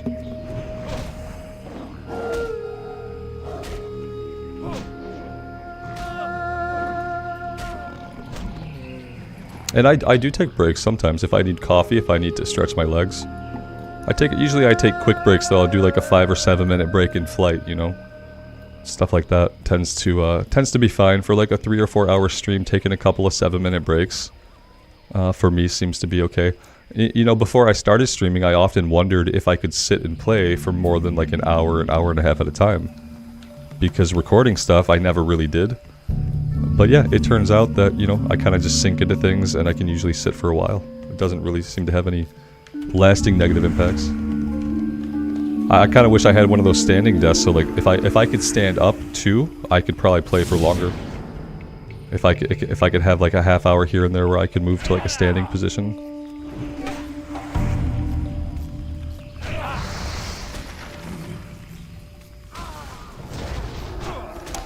Do I enjoy ESO? You've never made it past level 40. You don't hate the game, but you can't get into it. Okay, yeah. That's a good topic. I do like ESO. I feel like I would maybe like ESO better if it were just a single-player open-world RPG. And I don't know what the difference is, but like I love the world. The storytelling in ESO is like kind of unmatched. The writing is super good, also unmatched. And the voice acting is amazing. I love everything about the game.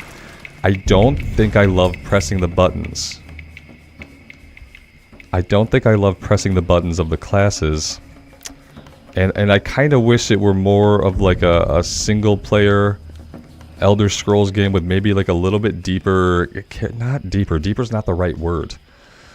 I don't know what it is. It's like, yeah, I'd love to hash it out with people who kind of feel the same way because I'm not sure what it is about ESO. It's a game that I want to play for the world, the story, the characters, the writing, but it's a game that I can't really get into the mechanics of.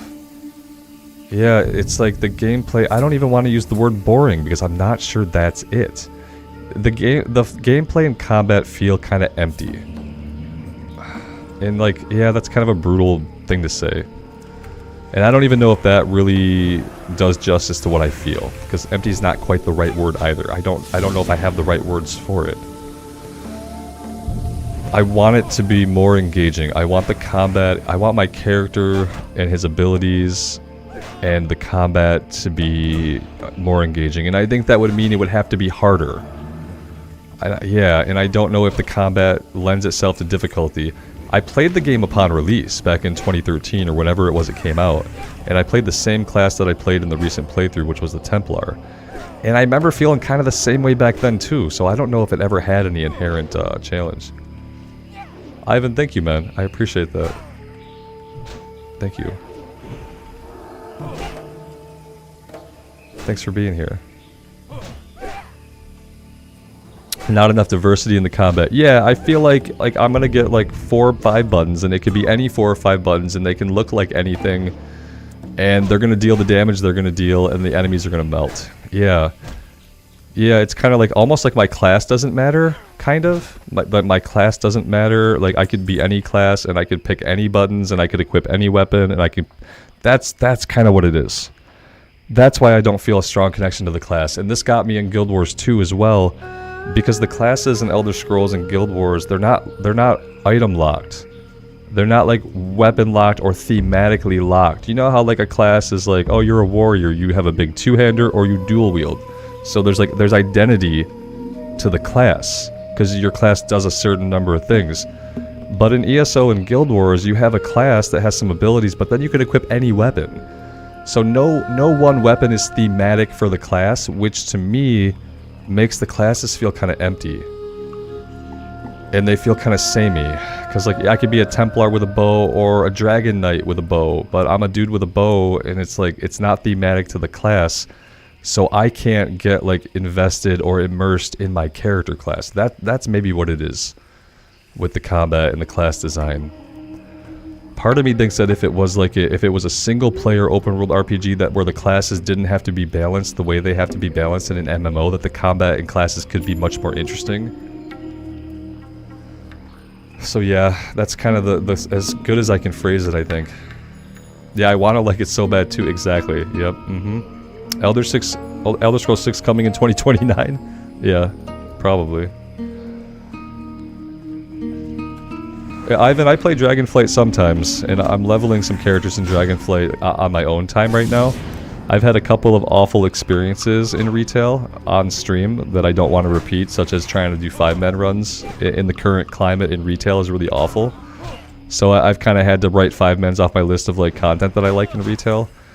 And the two classes that I've been playing, the Shaman and the Evoker, I just don't like the button pushing. I don't find the classes fun. The Shaman, I feel like I eyeball lock my action bar waiting for procs to come up. And the Evoker, I can't get a feel for the mid-range caster thing. And so I'm leveling a Paladin right now because Paladins are super familiar to me. It's like been my main in retail for a long time. So I'm leveling a Paladin to see if I like those buttons better. And I am looking for a class to let me play more retail, because retail's in a really good state right now. I really want to be engaged with retail, at least from like a gameplay standpoint, even if I don't care much about the story. But it's about finding the class that I'm going to enjoy so that when I play it in front of you guys, I'm not miserable. That's mainly what it's about right now. Bilko, what worries you about Ashes of Creation? That it's never going to come out? Yeah, because that's a valid worry, and it's not even a worry. It's kind of just like a fact. Yeah, like Ashes of Creation is never going to come out to full release, man. It's been in development for a long time. You know, they switched over to Unreal 5 engine last year, which probably set them back a number of years from reaching any kind of release client. And just like Pantheon Rise of the Fallen, it's going to be a mainly crowd-funded game that sits in development forever, and then we're never going to see a 1.0. We are never going to see a 1.0. JC, I was an enhancement shaman on our retail shaman. Yeah, I didn't try elemental really. I respec'd it once. Didn't really try it.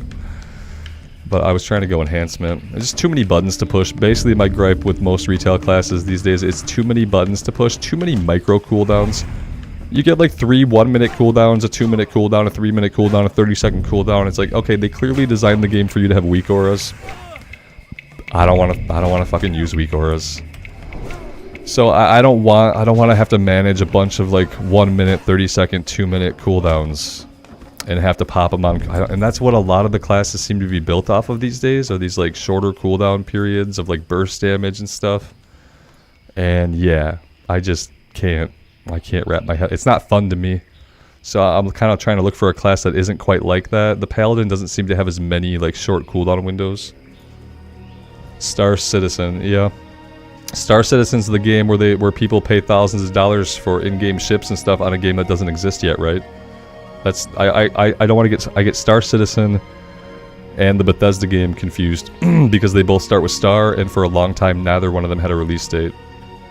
Starfield is Bethesda, and Star Citizen is, I don't even know what genre of game it is, but I know it's never going to come out.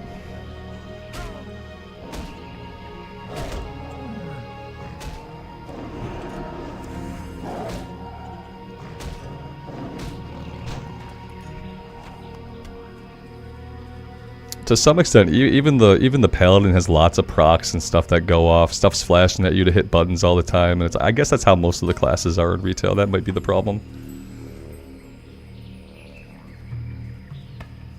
Heavy Shredding Gaming, thank you for being here, man. I appreciate that. Thanks for stopping by and hanging out.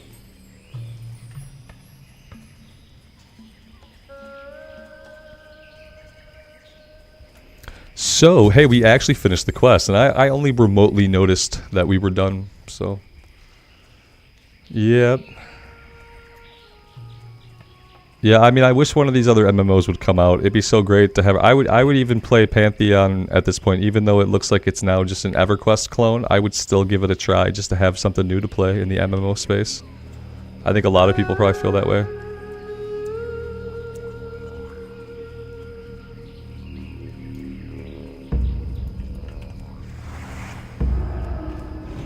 JC, I probably should try Elemental. I probably should have tried Elemental before I really bothered leveling up a different character class, because, you know, the specs obviously will feel vastly different. I probably should try Elemental and just see how I feel. I think I have a shield in my inventory that I can throw on, and I don't know if I have any, like, I don't know if I have any intellect trinkets or anything. I'd have to check, but it's probably not too hard to get that stuff.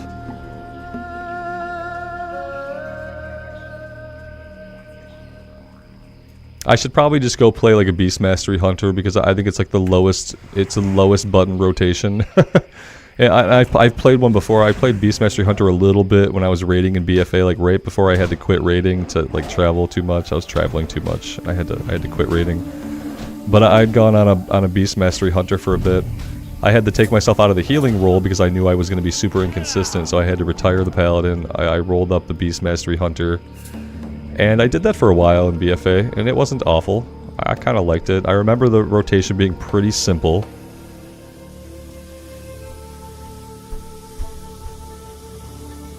But yeah, I'll probably try Elemental Shaman. I'm gonna get the Paladin to max level. See how I feel about that. And then yeah, if I find a class or a spec that I actually like pushing the buttons, I'd love to do some more Dragonflight stuff. Because the game is in a really great place, and they're adding so much new content to it all the time. I want to do the Human Heritage Armor quest. I want to do the Blue Dragonflight quest. There's like actual content in the game that I want to see. So yeah, I'm interested in that stuff, but it's about finding a class that I actually like.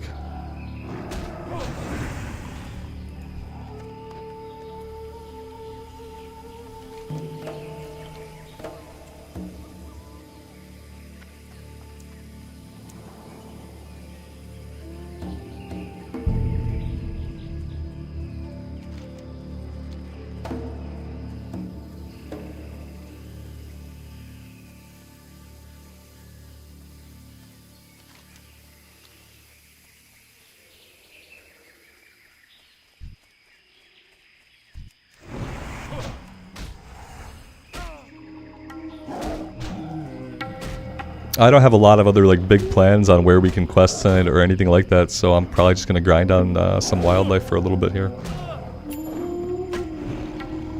I thought about a Warlock, JC. I unlocked the Void Elves, so now you can unlock all of the allied races without having to grind their rep. You just go to the place and grab their quest, and you do the quest line. So I unlocked Void Elves, thinking like a Void Elf Warlock sounds really cool.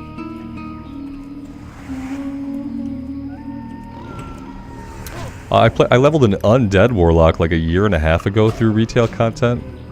And we did Demonology. Like, that was really cool. I loved like summoning all the imps. You get like tons of imps out on the screen. Like, keep your imp count as high as you can. That was fun to play.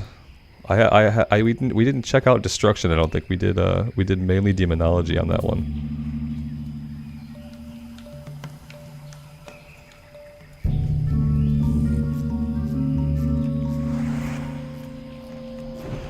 And then, like, the other thing that occurred to me was maybe, like, a Cultiran Druid. I have a love-hate relationship with Druids because I kind of don't like things that make my character a different form. I was going to go Shadow Priest, the Void Elf Shadow Priest. I was like, how thematic is that? Void Elf Shadow Priest. And then I remembered that in retail, when you become a Shadow Priest, you are just like a puff of black smoke, basically. It's, like, so obtrusive.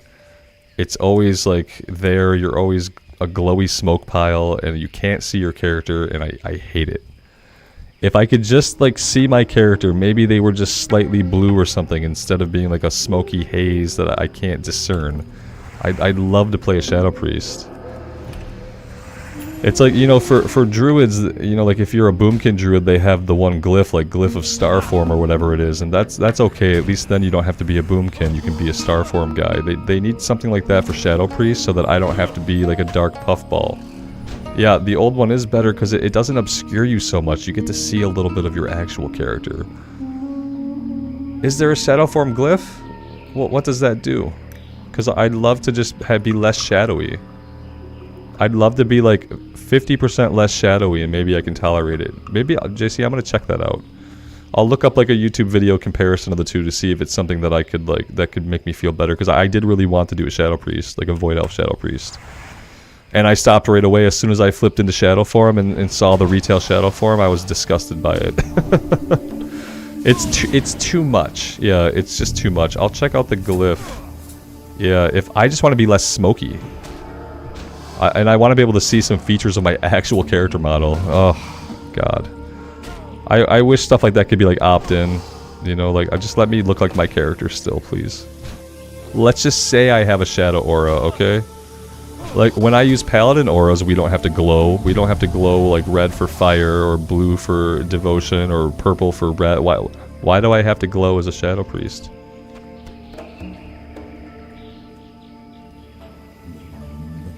Yeah, I'll have to check out the glyph. I'll look up a video, like, comparing the two side by side. Because that was the reason I unlocked Void Elves. I was like, you know what sounds really cool? A Void Elf Shadow Priest. And then I was like, well, that didn't work. Maybe Void Elf Warlock. And then I was like, maybe not right now. Maybe I just go play my Paladin for a bit. And that's how I ended up, you know, on the level 50 something human Paladin. Was like 2 failed Void Elf starts.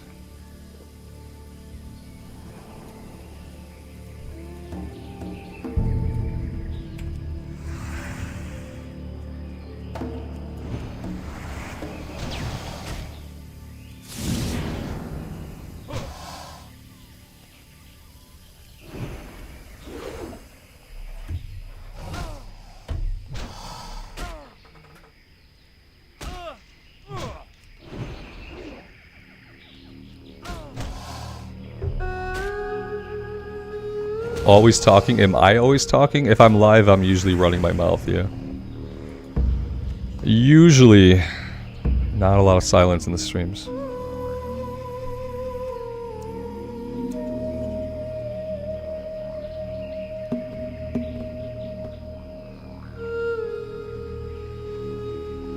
Yeah, when it comes to my character, there's such a thing as too much mystery. When it becomes the mystery of like any of their features being revealed, then it's like, it's too much. I didn't even really like the TBC Shadow Priest, to be honest. That was one of the reasons like Athos just didn't make it. Was because even in TBC, I didn't really care for the shadow form.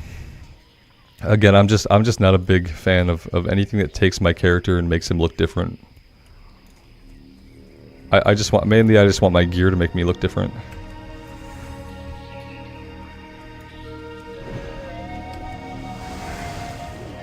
Ooh la la, here's the deal. I'll do what I want, you do what you want, and if those two things don't align, then we do them away from each other. You know?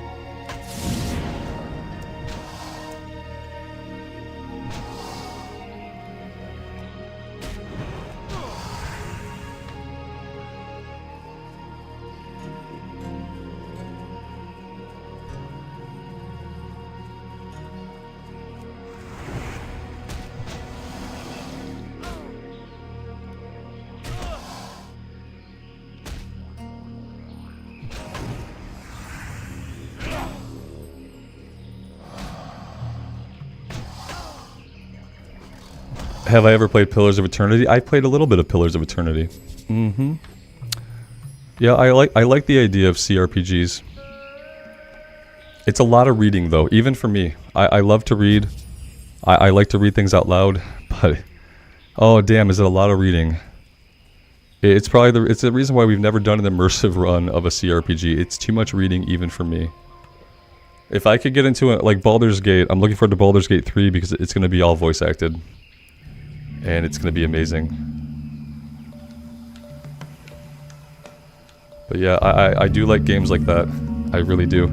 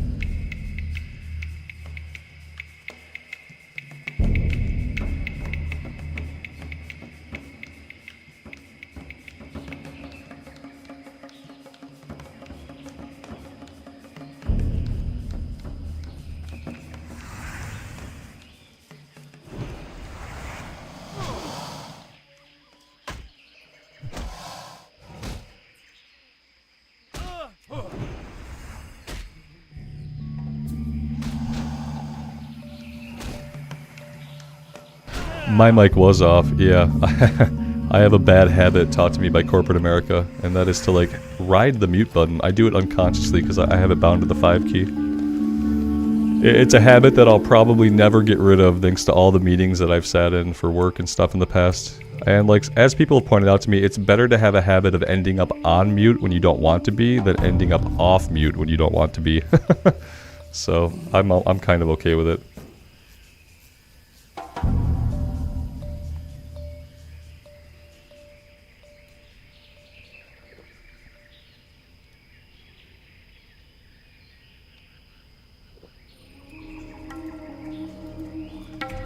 It'll become a staple of the channel. One day we'll have an emote for it. One day when I have an artist to do my bidding, we'll have an emote for stuff like that where you guys can just spam me with the "your mic is muted" emote.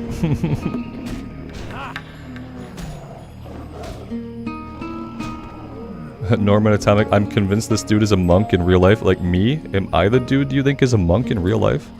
This is me in real life right here. I don't know how monk-esque I am. I have hair on my head right now. It's not shaved. That's one thing about being a monk. I think there are like other things I'm missing too. I don't want to say anything I think I know about monks. I don't want to offend any monks in the chat, so I'm gonna keep my mouth shut though.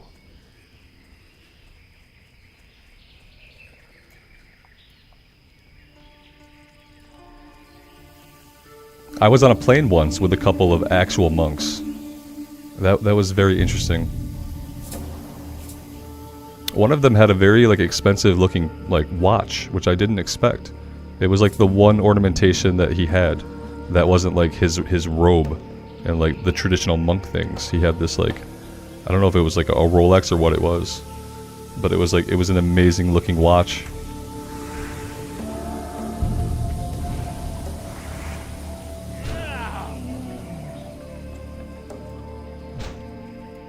Norman, I appreciate that, man. I don't keep my body clean necessarily. I weightlift a few days a week, you know.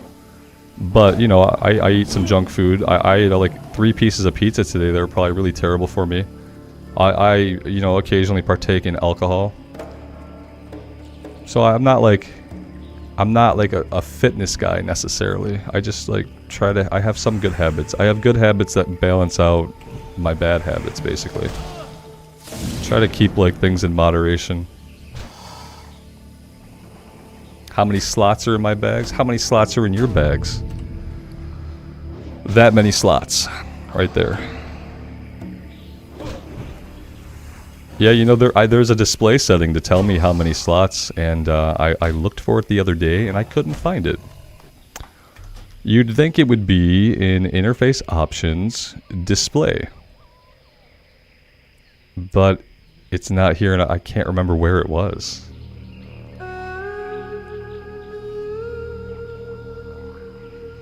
Let's see.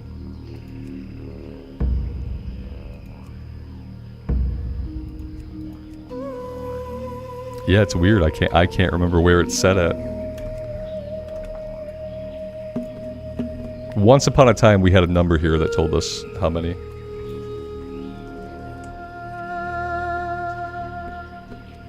Kiyomars, welcome, man. Thanks for being here.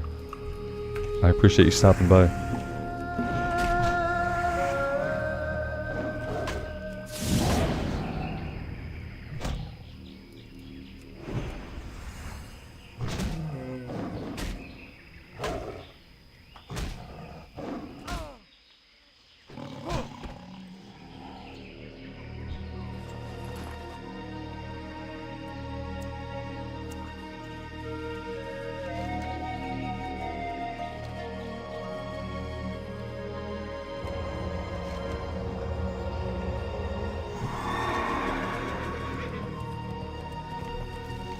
This little area on the map here that we haven't revealed yet is kind of annoying me. I'm gonna go over there and check it out.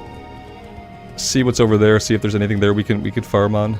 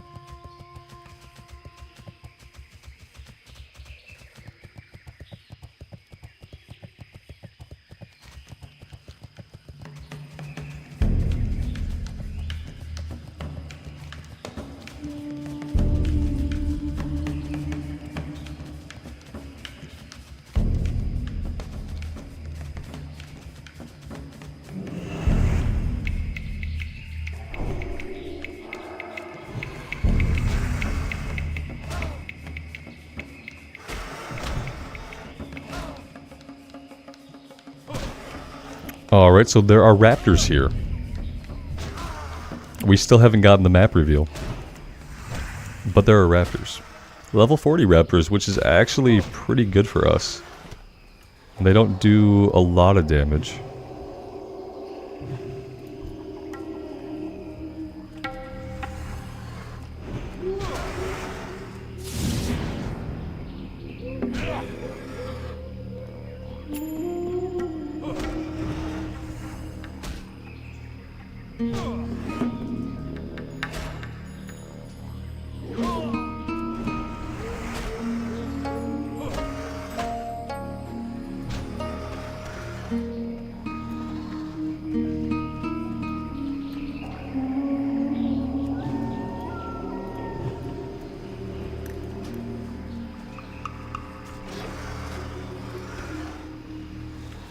We got a pending here, no buff for you.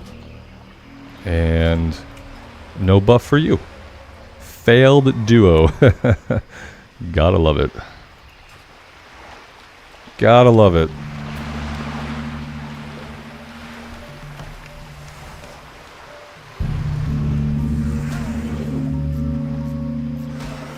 Yeah, the amount of people that we find in pending, it really makes me wonder how many people are gonna have a fun or successful time on the official server when you can't just pop up and keep going because you don't agree with how you died. When you can't pop up and keep going because you don't agree with how you died, how many people are going to continue to engage with it? Because it seems like people are encountering a lot of situations where they die, but they don't think it should have happened to the point where maybe they put in a ticket, maybe, I don't know.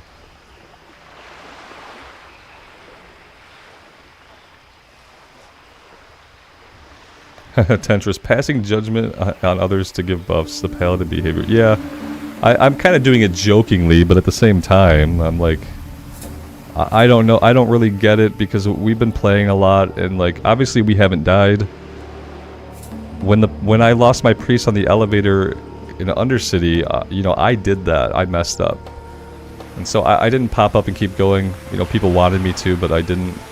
So I'm just like, I wonder, like, what happens when people die that they think, like, oh, I should protest this, I should put in a ticket. You know, did they die to a disconnect? That'd be a lot of people dying to disconnects, you know what I mean? I don't know. I just don't know. But I'm curious to see what happens on the official servers, because they're not going to have the option of, you know, just popping back up and putting in a ticket. If you get killed, then you're going to be a ghost. So, I don't know.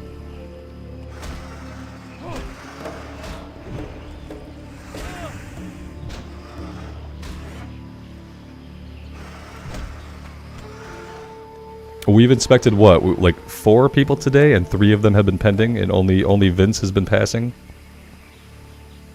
It just seems like an off ratio.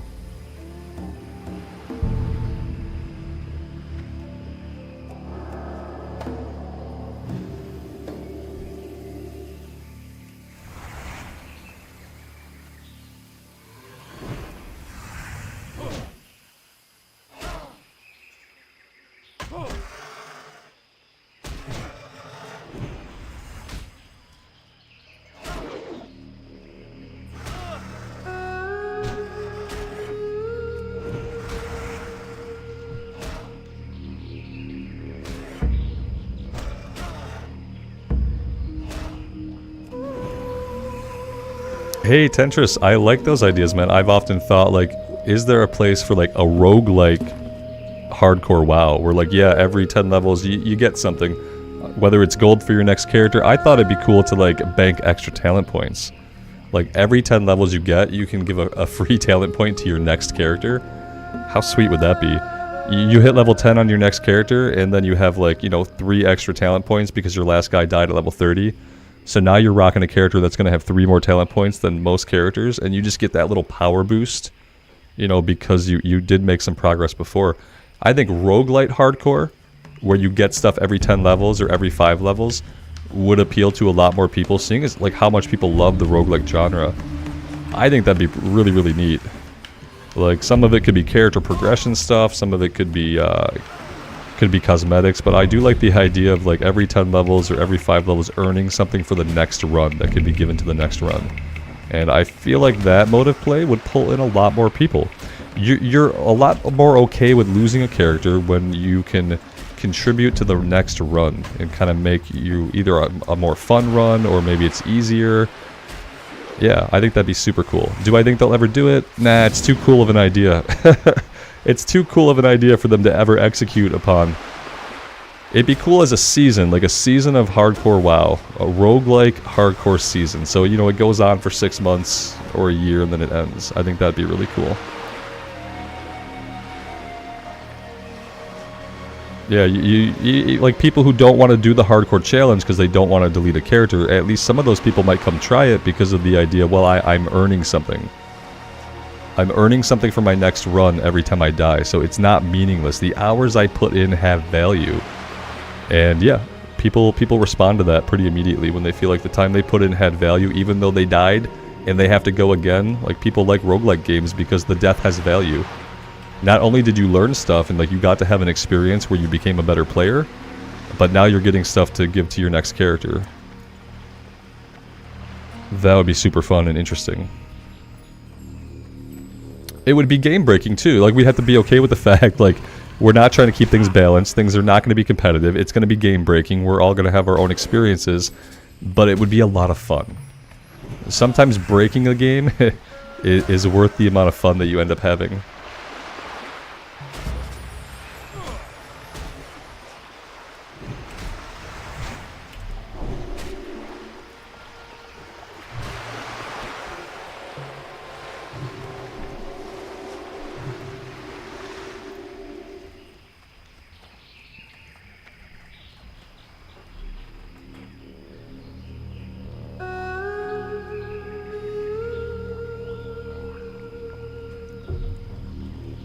Right now you get the journey, but that's not enough for some people. That's absolutely true. Right now you get the experience that you have and you get to take away whatever learning you manage to get out of it. But besides that, you get a lot of time that people can easily perceive as being wasted when they have to delete the character. Yep, occasionally I'll keep talking about roguelike WoW, and then maybe one day we'll see something, but it just seems really unlikely. I say it's unlikely because, you know, the WoW Classic team especially, they don't have a big staff. They're not running with a lot of developers because they're not usually developing anything. So there just aren't people to come up with, envision, plan out, or enact any of these cool ideas.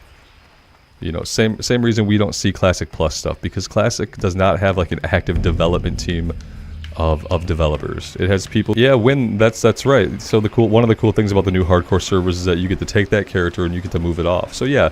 You don't have to lose the character, right?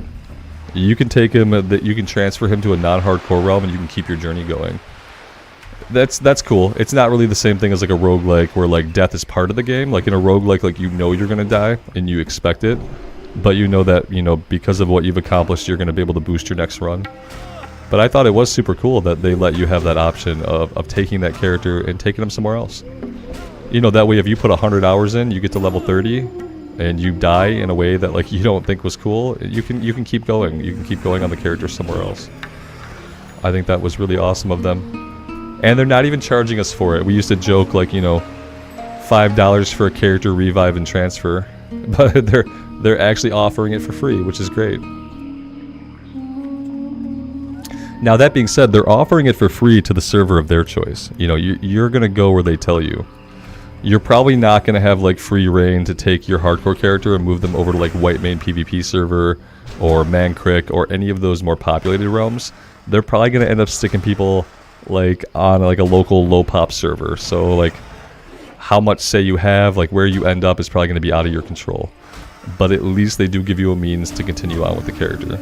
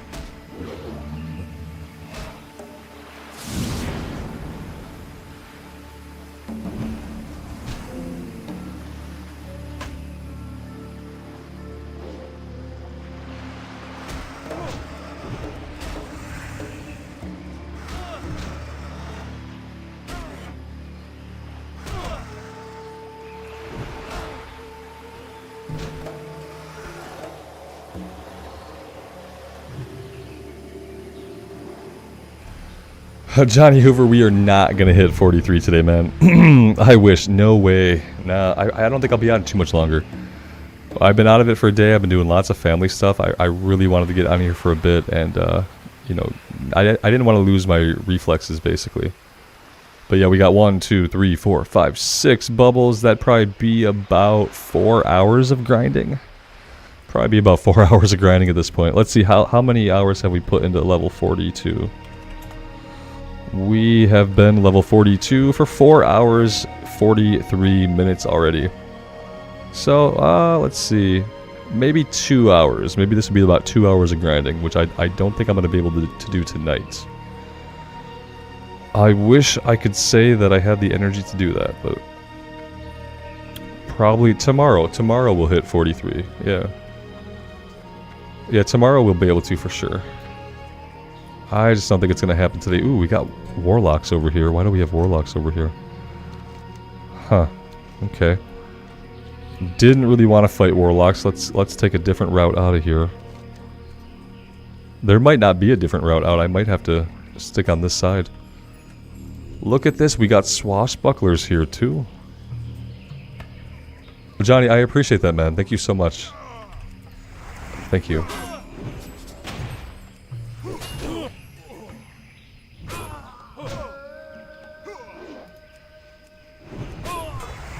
Look at all these warlocks. Oh my god. That's terrifying. God, why are we here? Let's go back and fight some more raptors instead. I didn't know these guys were over here. It's interesting because you need swashbucklers for the one pirate quest. Sometimes that happens over here. Sometimes they can be really hard to find. So it's interesting they can be found in this different area. Same thing with the warlocks. Like you could probably get the snuff off these guys for the snuff quest too. I never knew they were over here. Yeah, there's all kinds of swashbucklers. Very cool. Have to keep that in mind in the future when the other area is farmed out. I bet this area really wouldn't be.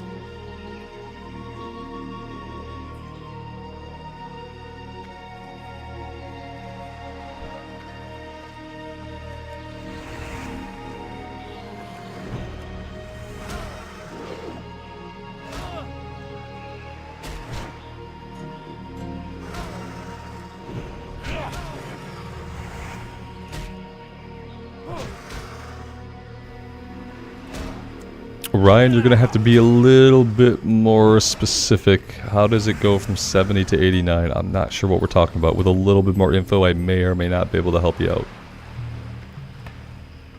Yeah.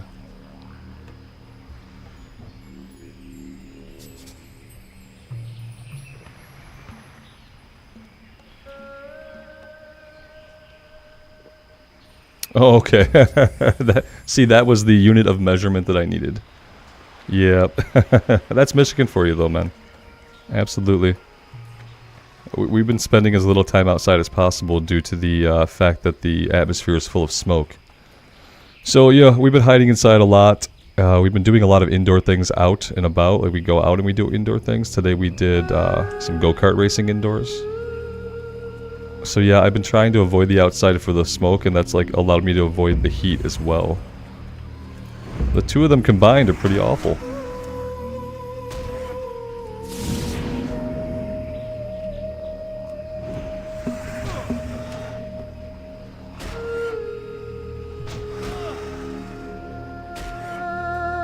Kimpembe, it's really hardcore. We grind the same guys a lot because I just kind of end up in the same areas. Yeah, we're in a level range right now where like we don't have a lot of quests to do. That happens a lot in Classic Era. You kind of get to a point where like you have stuff to do, but it's either a higher level than you or you don't want to do it yet.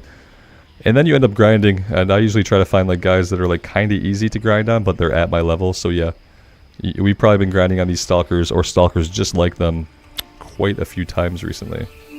Just trying to be safe and grind, you know.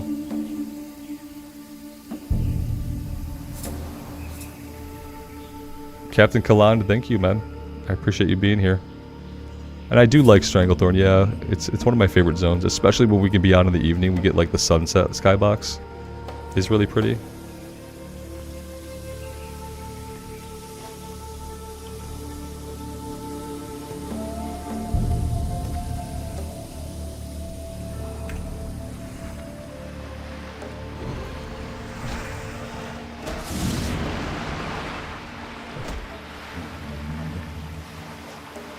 Yeah, real life, we're still grinding. We were just talking about that, yeah. We did a couple quests today. We did the Goblin quest for the Singing Blue Crystal Shards. We finished up the Zanzil quest, and both of those quests were kind of like high-risk areas. And after I complete a quest in a high-risk area, oh, we did the Curious by the Bundle, the Naga. Yeah, we did a bunch of risky stuff. Basically, we spent a long time doing risky stuff on an evening when I didn't really feel up to it, and then I decided to come grind for a bit on lower level guys. So yeah, you missed all the super risky business earlier in the stream, and now we're back to just grinding. Yeah, it has to happen anyway, you know. We're gonna have to have times when we grind if we're gonna make it. I like grinding against yellow enemies that are just a little bit lower than us. We get a good chunk of experience. We're not typically in danger of getting killed. And we don't quite blow all of our mana in a single pull, just like half of it, so.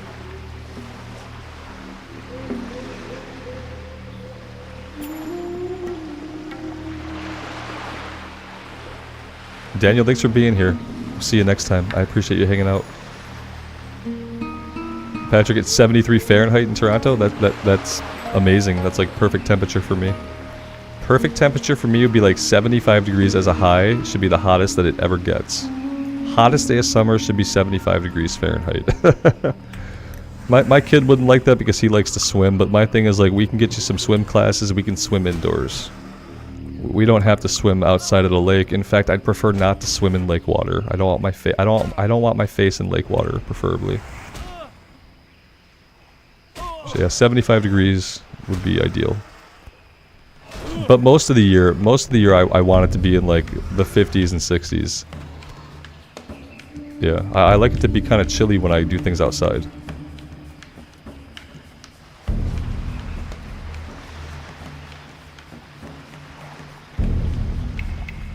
Heavy, it's 100 degrees there with 105 heat index. Yeah, that reminds me of Missouri. I felt like when we lived in Missouri, like starting on like June 13th through September 20th, it was basically 100 degrees almost every day, it felt like. And yeah, it wasn't good. You know, it would be like 10 o'clock at night, it'd be 95 degrees still. Not really what you want. At least you're in Missouri.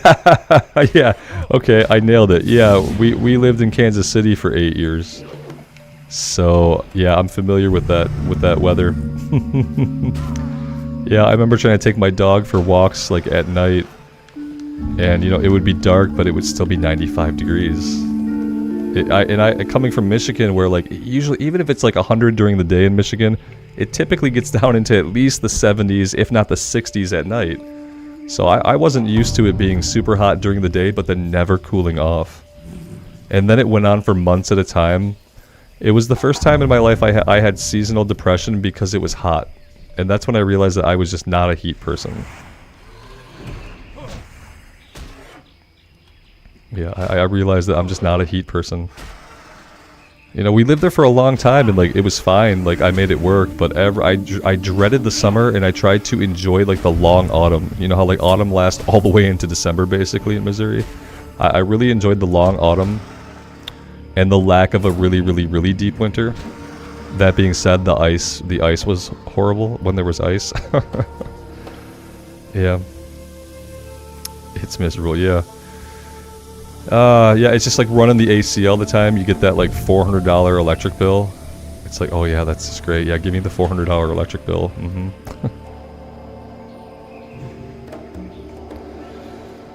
Yeah, Blood Moon. It's the brain amoeba is for some reason what I was thinking about when I said I didn't want to stick my face into lake water. Because like once that it's not common, I don't think, but it doesn't feel like it's super uncommon. It's like once it happens to you, there's not a lot that you can really do. So yeah, we've avoided a lot of lake swimming this year, even here in Michigan, and I told my son that we would I'd get him into some swimming classes. That way he can swim all year round, and we don't have to worry about the shit that's in the lake water.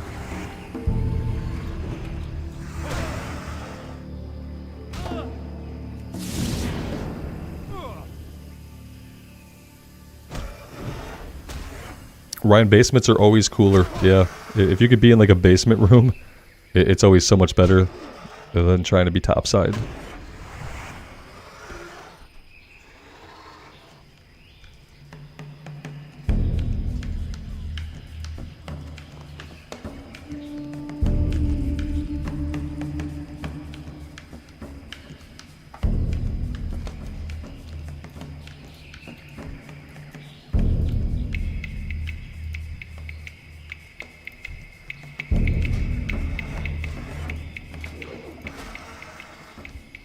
I'm just saying, guys, everybody's pending. What's this gonna look like at this level on the hardcore server? How are these people gonna be playing? They're not gonna be playing. They've died.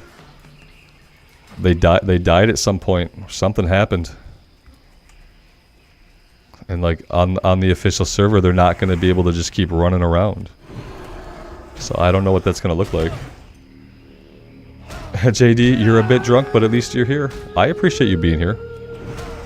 Be safe, obviously, like with any kind of consumption, be safe, but I appreciate you being here, hanging out with us.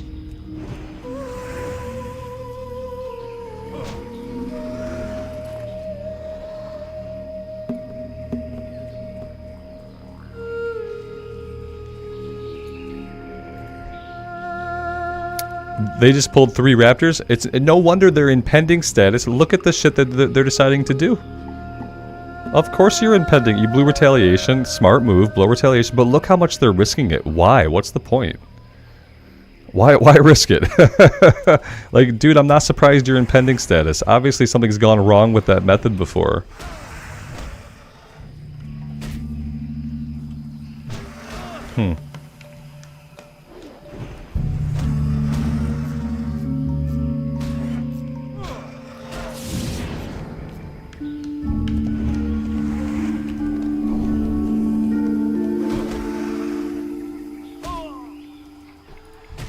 Yeah, this warrior up here is doing like the hardcore speed run. It's interesting. I mean, they're level 41. They are putting out a crap ton of DPS. What are they equipped with? How are they murdering these raptors so efficiently? What kind of gear did they have on? You've got a blue axe. You got the whirlwind axe. So you did the whirlwind quest somehow without grouping up. I don't know how did they get that done. Blue, okay, yeah, they just got that blue axe. Is really doing well for them. Yeah, that's great. That's a cool axe, but you're still pending.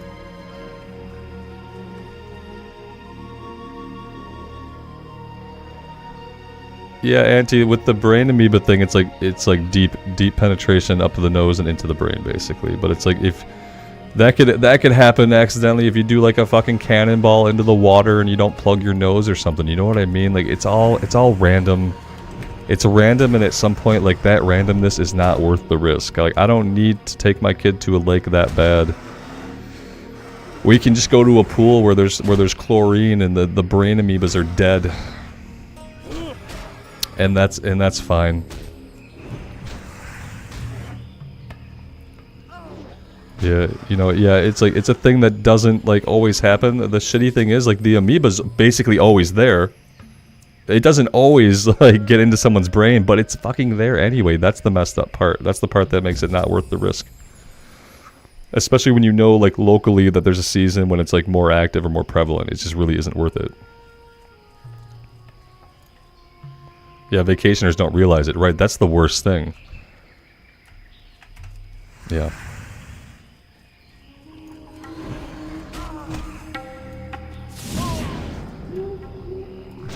Yep, there's a lot of shit that people don't know about nature. A lot of people are willing to put themselves out into nature without really understanding it. That's kind of why, like, I don't really like being out too long in nature. It's kind of why I don't really like tent camping, because I have a rudimentary understanding of the planet. And there's a lot of shit that I don't understand, and unfortunately, a lot of the stuff that we don't understand can be very dangerous.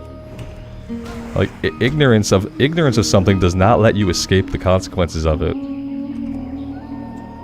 That's the reality.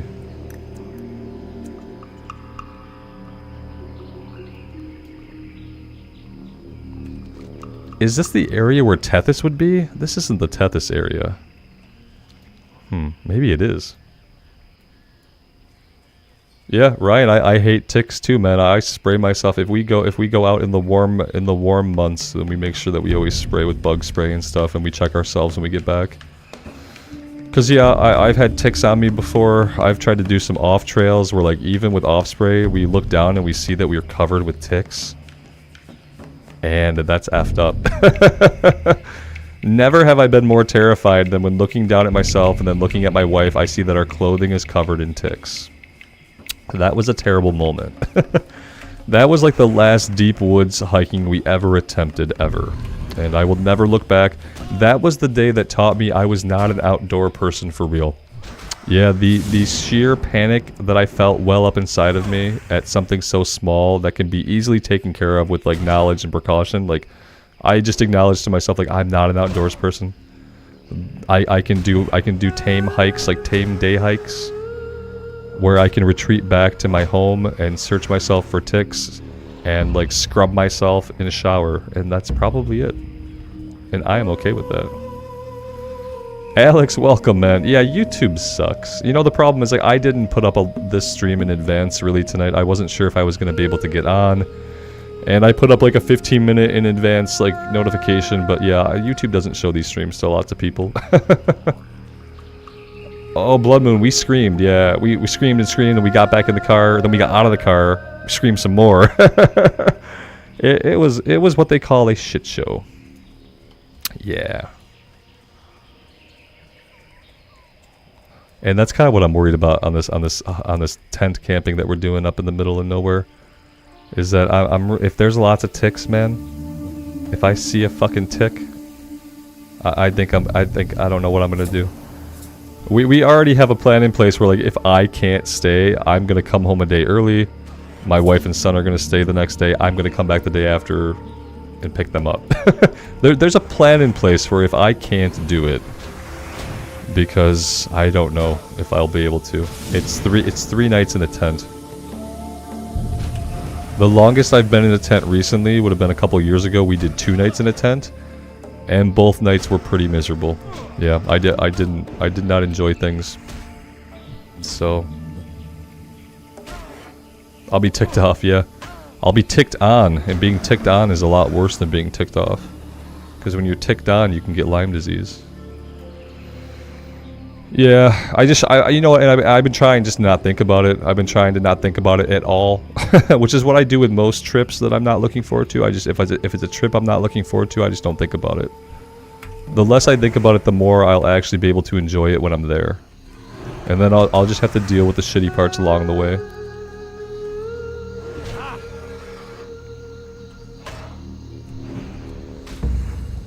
Yeah, and if I do sleep in the tent, it'll be for like 4 hours before the birds and bugs start making more noises. And then, yeah, you know, it's gonna be interesting. It's not really ideal for me, but I'm gonna do it and see. There are contingency plans if I can't do the whole 3 nights. We're close enough to where we're going that I can drive home for a night. I don't want to, like, prep myself like that's what's gonna happen, you know. But, yeah, it could happen. And Patrick, yeah, the family stuff has been good recently, yeah. We had, our family actually left today. So, they were in town for the week. We did, every day was, like, packed full of stuff. We did lots of different activities. Today we did go-karts. Go-karts were a lot of fun. It was indoor go-karts. They're all electric now, so, yeah, it was great. They went home this afternoon. And now we're going tent camping on Sunday, so still like a busy holiday-ish time for me. Alex, you are playing on the PTR? hey, is like the auction house and stuff active and people are putting stuff up? Like I wondered if anybody would even like use the auction house or anything on the PTR to like test any of that stuff.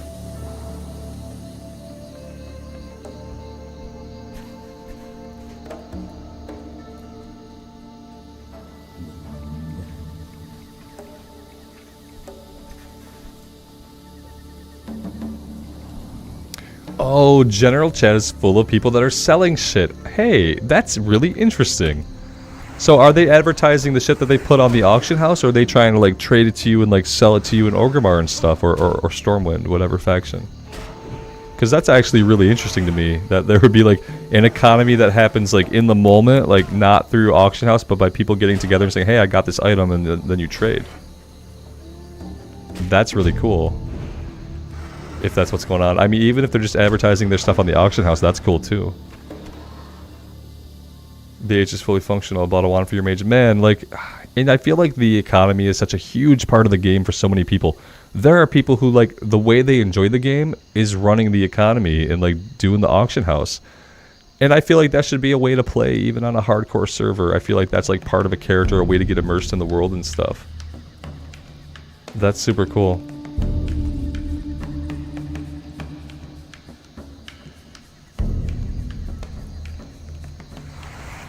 JD, that statement though said it. America is cool as long as you got money. Guess who has money in America? Like a small percent of people, the kind of money you're talking about.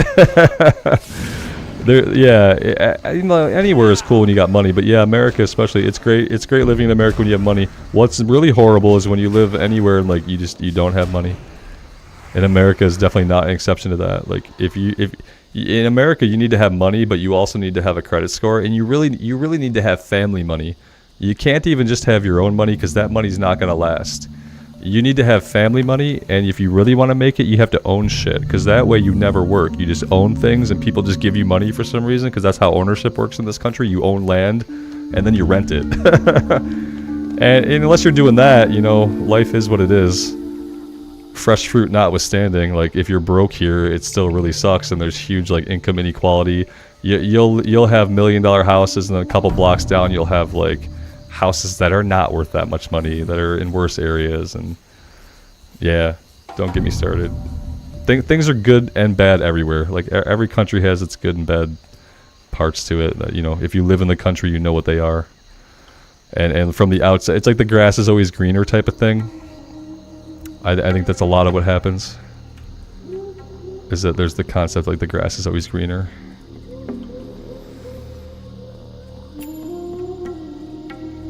You got 5 silver for 2 pieces of light leather. See, I don't even know if that's good. I'd probably get ripped off all the time.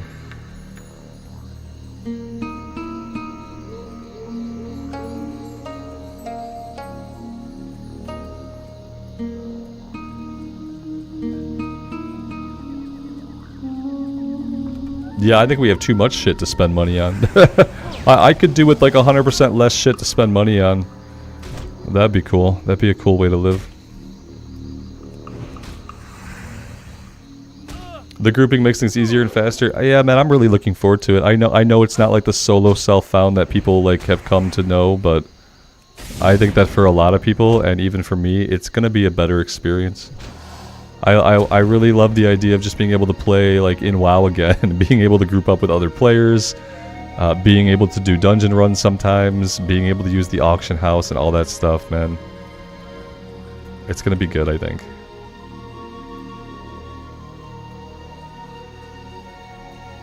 Yeah, Auntie, I think that does happen to some people. I think it's easy to think like things can be better somewhere, but... And it can be, sometimes people move somewhere and things do get better, you know, but it's not always the case. It's not going to be what automatically makes your life better.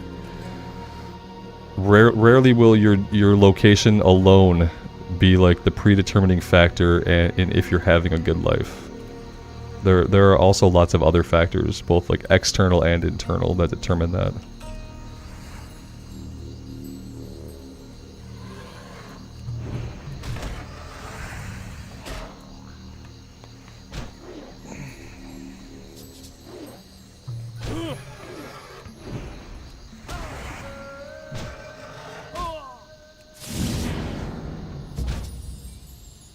Yeah, I mean, if you lived here and you made the money that I've made in my life, you'll see that, like, a lot of the country, you can bust your ass and you can make what you think is a medium amount of money, and it doesn't get you anywhere. It doesn't get you anywhere. What happens if you're low income is, like, you end up paying $15,000 a month in rent, when if you had family money or a high credit score, you would be paying a $700 a month mortgage to own. So what happens in America is poor people, if you're poor, you're paying more money for everything you need. You've got 30% interest on your car loan. You've got a rent that is 30 to 40% higher than the mortgage on the same house would be. So no, what happens in America is if you have money, you're fucking great. If you have family money and a credit score and you own a little bit of land, you're set. If you're a person trying to make your way in life with skills that, like, you were either hard earned, you don't have any money backing you up, you don't have any connections in any industry you want to work in, you don't have an 800 credit score, you're fucked. You're gonna struggle your whole life. You're gonna maybe find, like, a decent way to live, because you have to, right? You find a decent way to live, you find a way to support yourself, but what you never do is you never get ahead.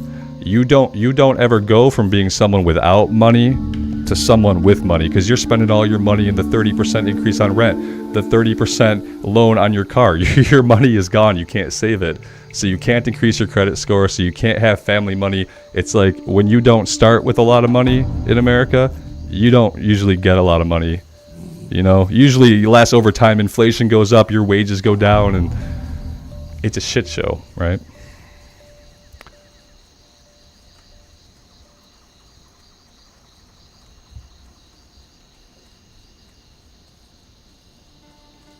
Is this Robert Unplugged during live streams? Yeah.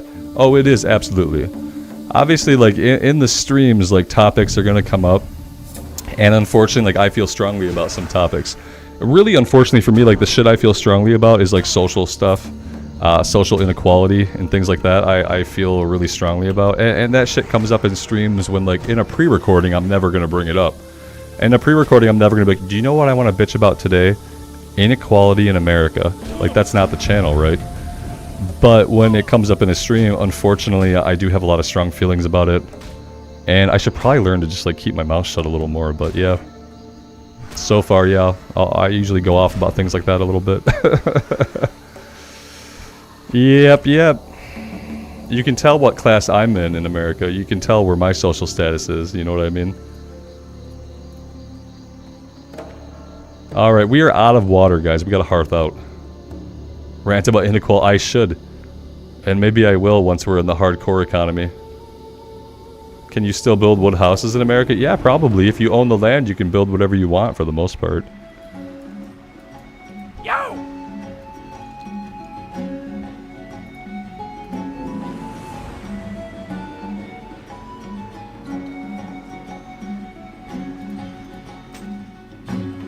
Hurry back!